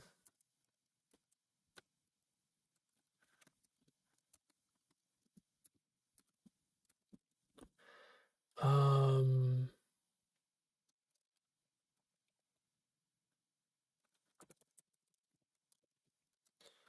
going to start off at list 1, both of these.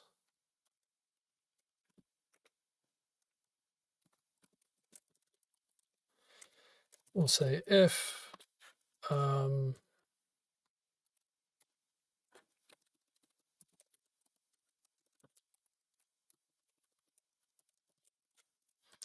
if a is greater than or equal to 0, or greater than 0, or let's see if a is equal to 0. Otherwise,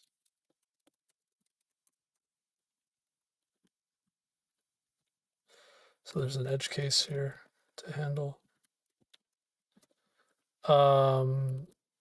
If a is 0, then we're going to be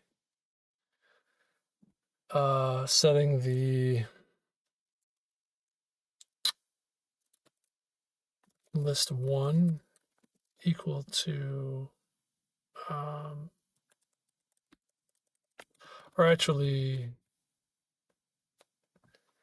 if a is 0,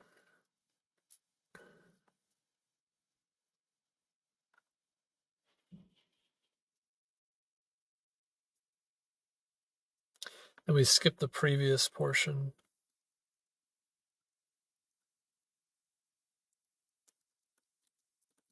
we'll just say to do. Come back to that. So a is not 0, then we're going to decrement a. So a is greater than 0, decrement a. And we're going to say head to head next.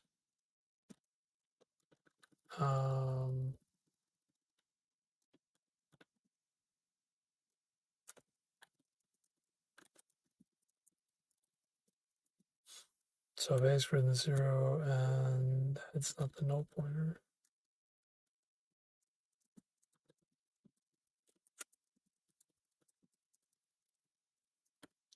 so previous equal to head and head equal to head next. And decrement a. So we would get the first part of the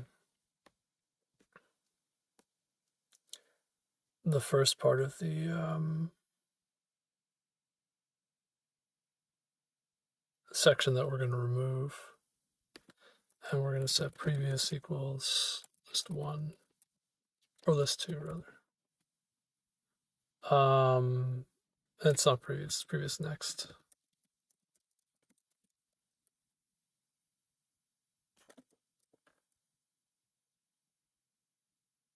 Yeah. Okay.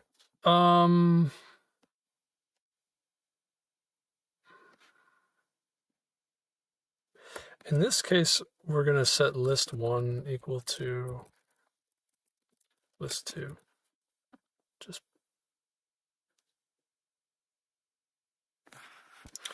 we need to get the tail.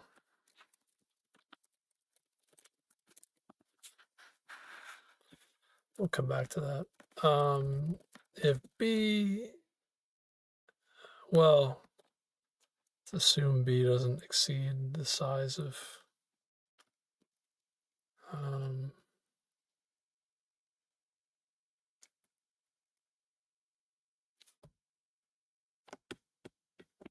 let's do a similar thing. So list node tail previous.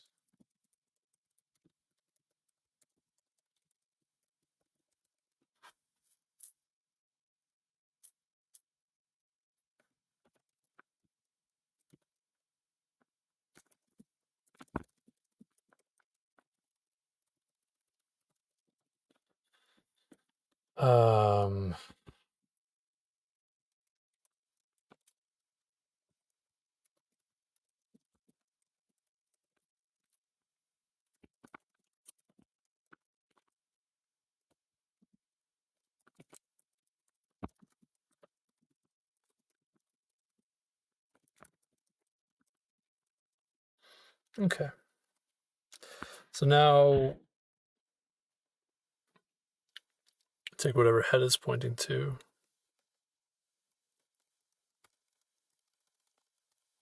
And we try to find the tail.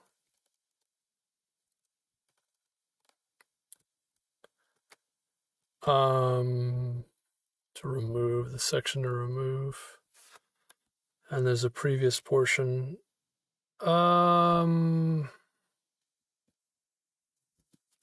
Yeah, we'd subtract A from B, by the way.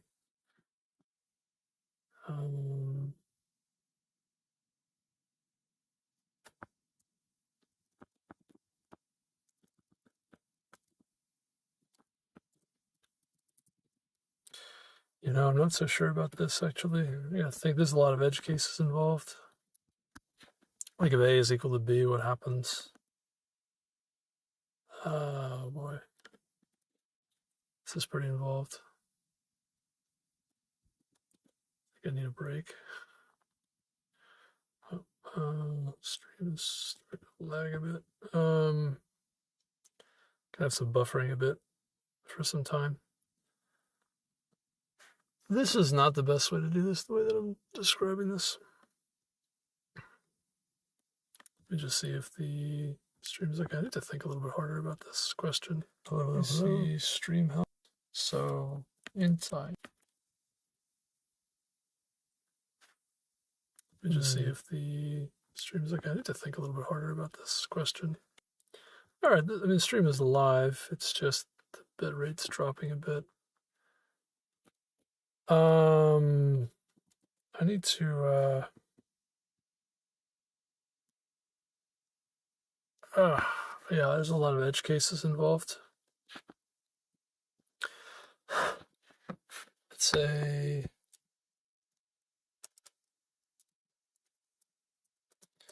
handle single node case, handle, excuse me, moving the tail case, handle removing front of the list case. Yeah, I'm tempted to just add sentinels to the end of the list. Keep it simple.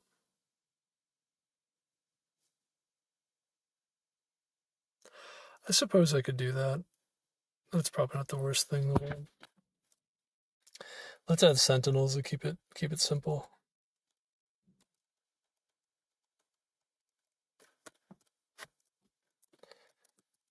Add sentinels. Simplify the logic. Move them there. All right. So this node head, temp head.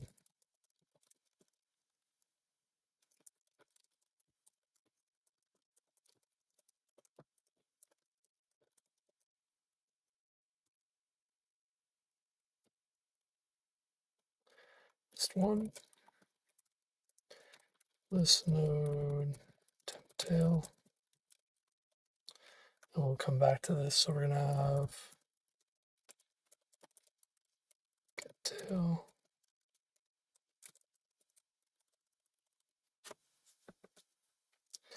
So target A, previous A. Starts off at temp head.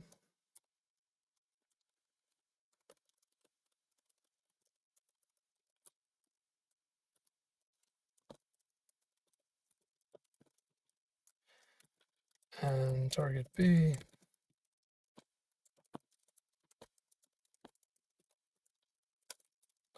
Previous B, same deal.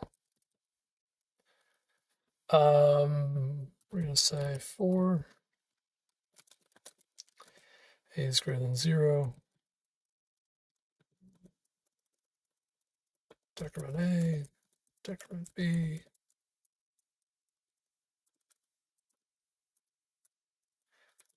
Target A.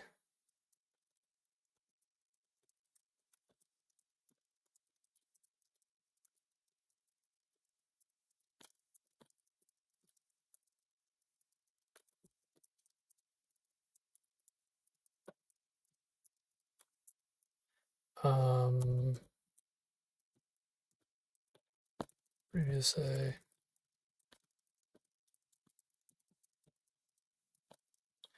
I want to add a sentinel tail. Find tail.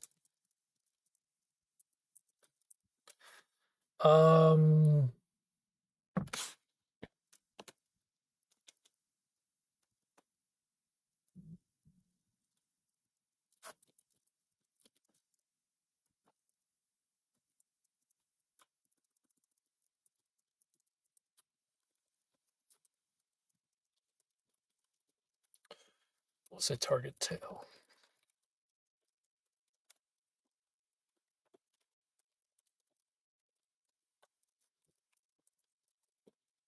Okay.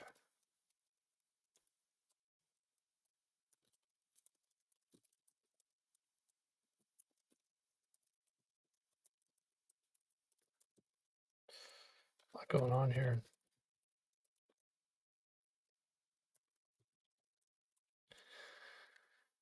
All right. Then we're going to say for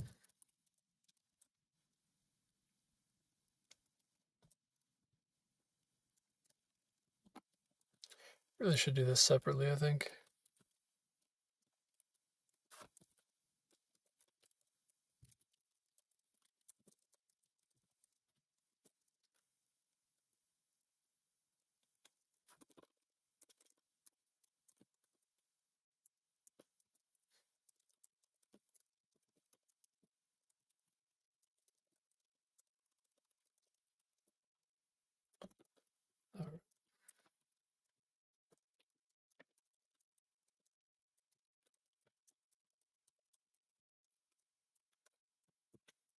Okay.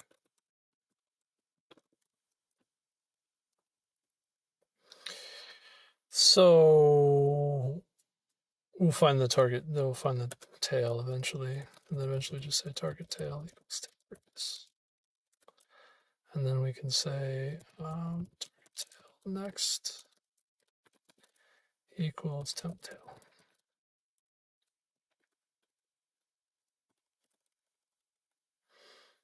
Okay, so we found the tail, and we have the temporary tail as well. Okay, great. Now we have this A, B, we update these values. I'm not going to update the target tail values. Do that separately as mentioned. So now I've added the tail and the head node and the tail node without too much extra work. And B is greater than 0. Detector with B. I'm not going to mess with A now. Just going to change B. Now what eventually will happen is got our sentinel nodes. What I can do is I have the previous of A and the previous for B, which start out at the top, the temp head, and then target tail, previous tail. I don't really have the previous tail value. Well, I guess I do. I have the target tail and the temp tail at the end. Okay, now I want to remove A and B. So we're going to say previous of A next is going to point to list 2. And then second tail, I guess. I need to find that one now too.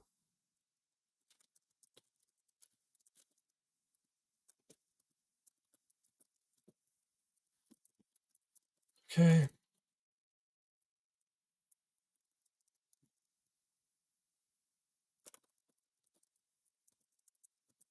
We're just gonna say tail 2.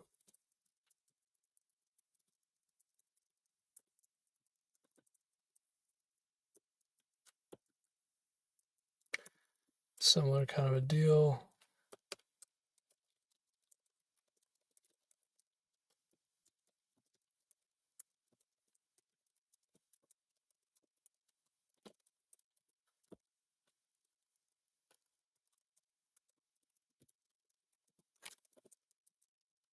Okay. And then eventually tail 2 is going to be equal to previous tail. Okay, tail 2 next then points to previous B.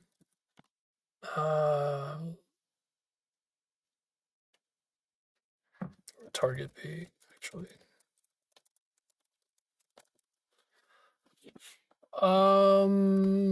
Not quite.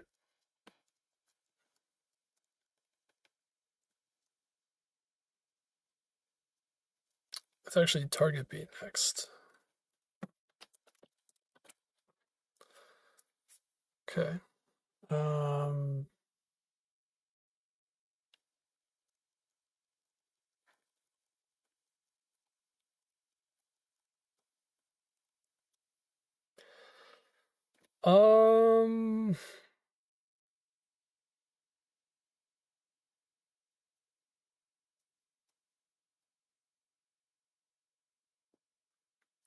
I should probably delete this memory too, by the way.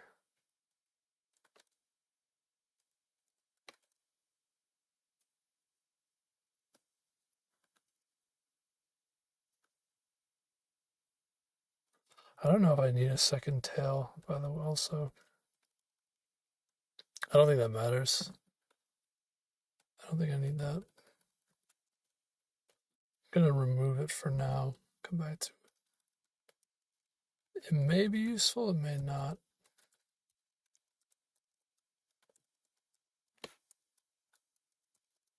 Yeah, I don't think I need a temp tail.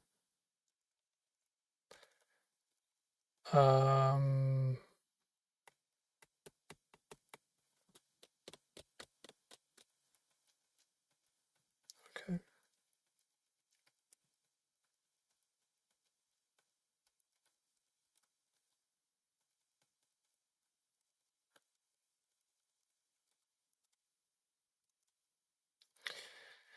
Okay.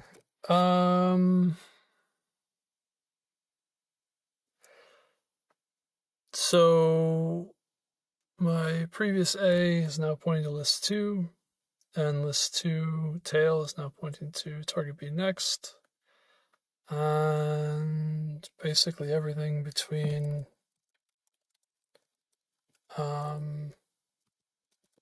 target A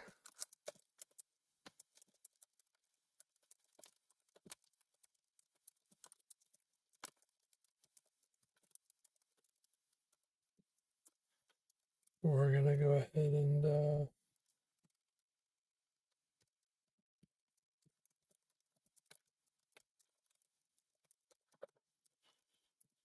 delete, basically.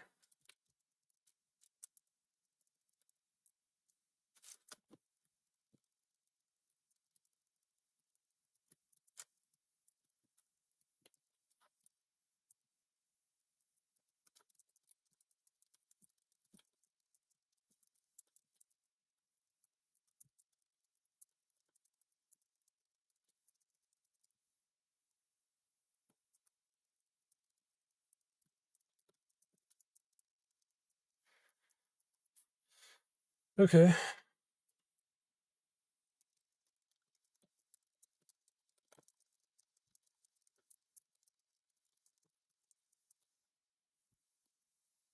Just delete all those nodes, man.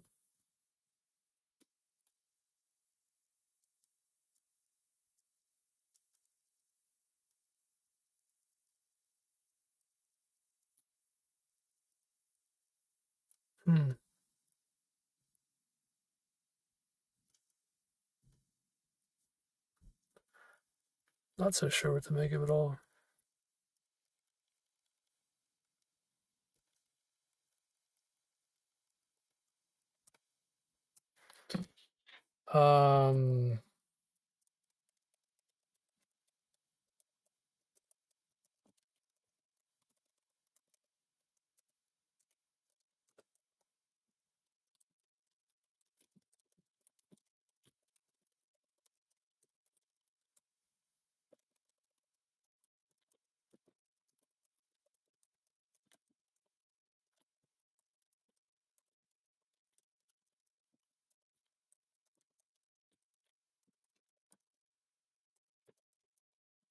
Something like this. I could be missing something. I'm starting to get kind of tired here.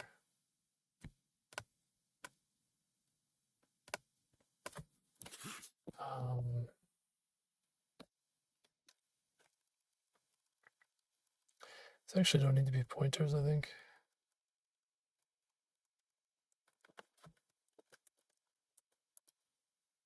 But I'll make it a pointer.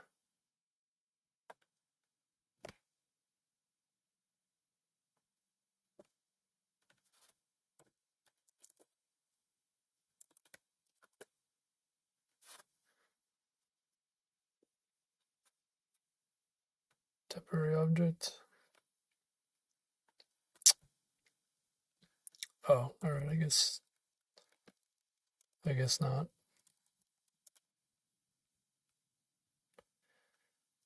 It's got some of those syntax errors, but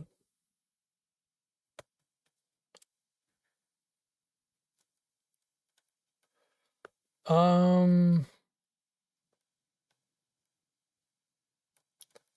little confused here. Can't I create a node here?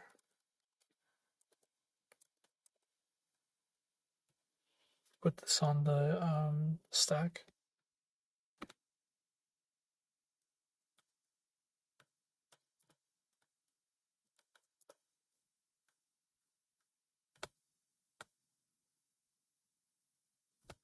Yeah.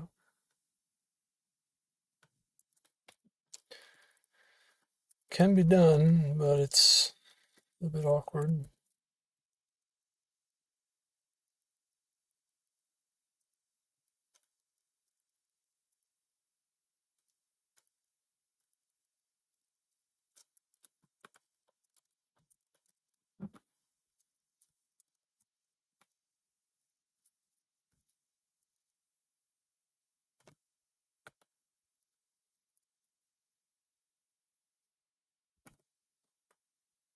Oh yeah.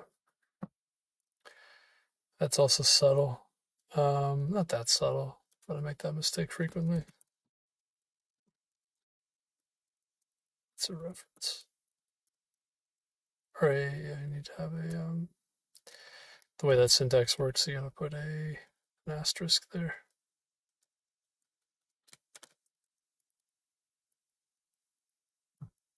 Excuse me. Okay, I'm getting really tired. Yeah, you can probably see it. Oh, it worked. I need a break. So I need to test some of these test cases. How about when a is 0? How about when b is the last element?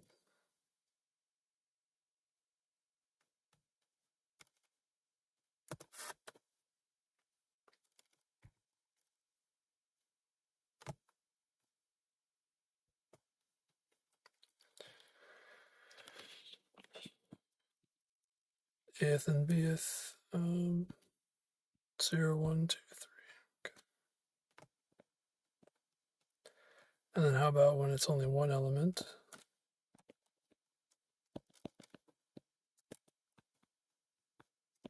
To delete. What about when that's the first element to delete? And what about when that's the last element to delete? Quite a few edge cases here, which may or may not be handled correctly. I think the code I have is pretty good, but we'll see. Invalid test case. Oh, can only be, oh, interesting. Oh, that makes things a lot easier. All right. So they exclude the head and tail cases for me. All right. That makes things easier, huh?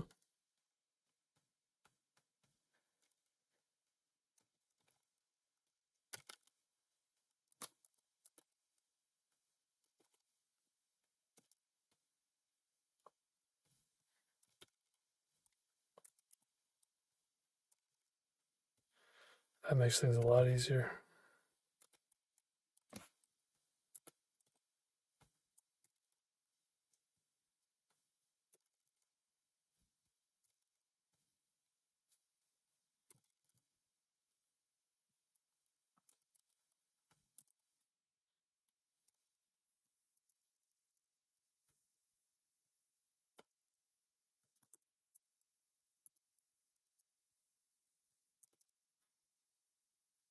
I think my code's still correct in these cases, but it definitely makes it easier. I think I'm going to go for it. Let's see how that goes. Yeah, I'm getting really tired. Oh, it worked. It worked. That is a much trickier question than I think. Oh, wow. That took a while. Getting really tired. Oh, it worked. It worked. That is a much. Yeah, that took a while. That was a tricky question. The stream is live. It's just a little bit. It's going to be buffering, I think. It's not the most efficient way to do this, though. Okay. I mean, not terrible. Not great, but not terrible. Speed's a bit slow. Speed is slow, and took a while for me to program that. I think I tried to handle all of this extraneous test cases that I actually didn't need to handle. Or edge cases. I guess the runtime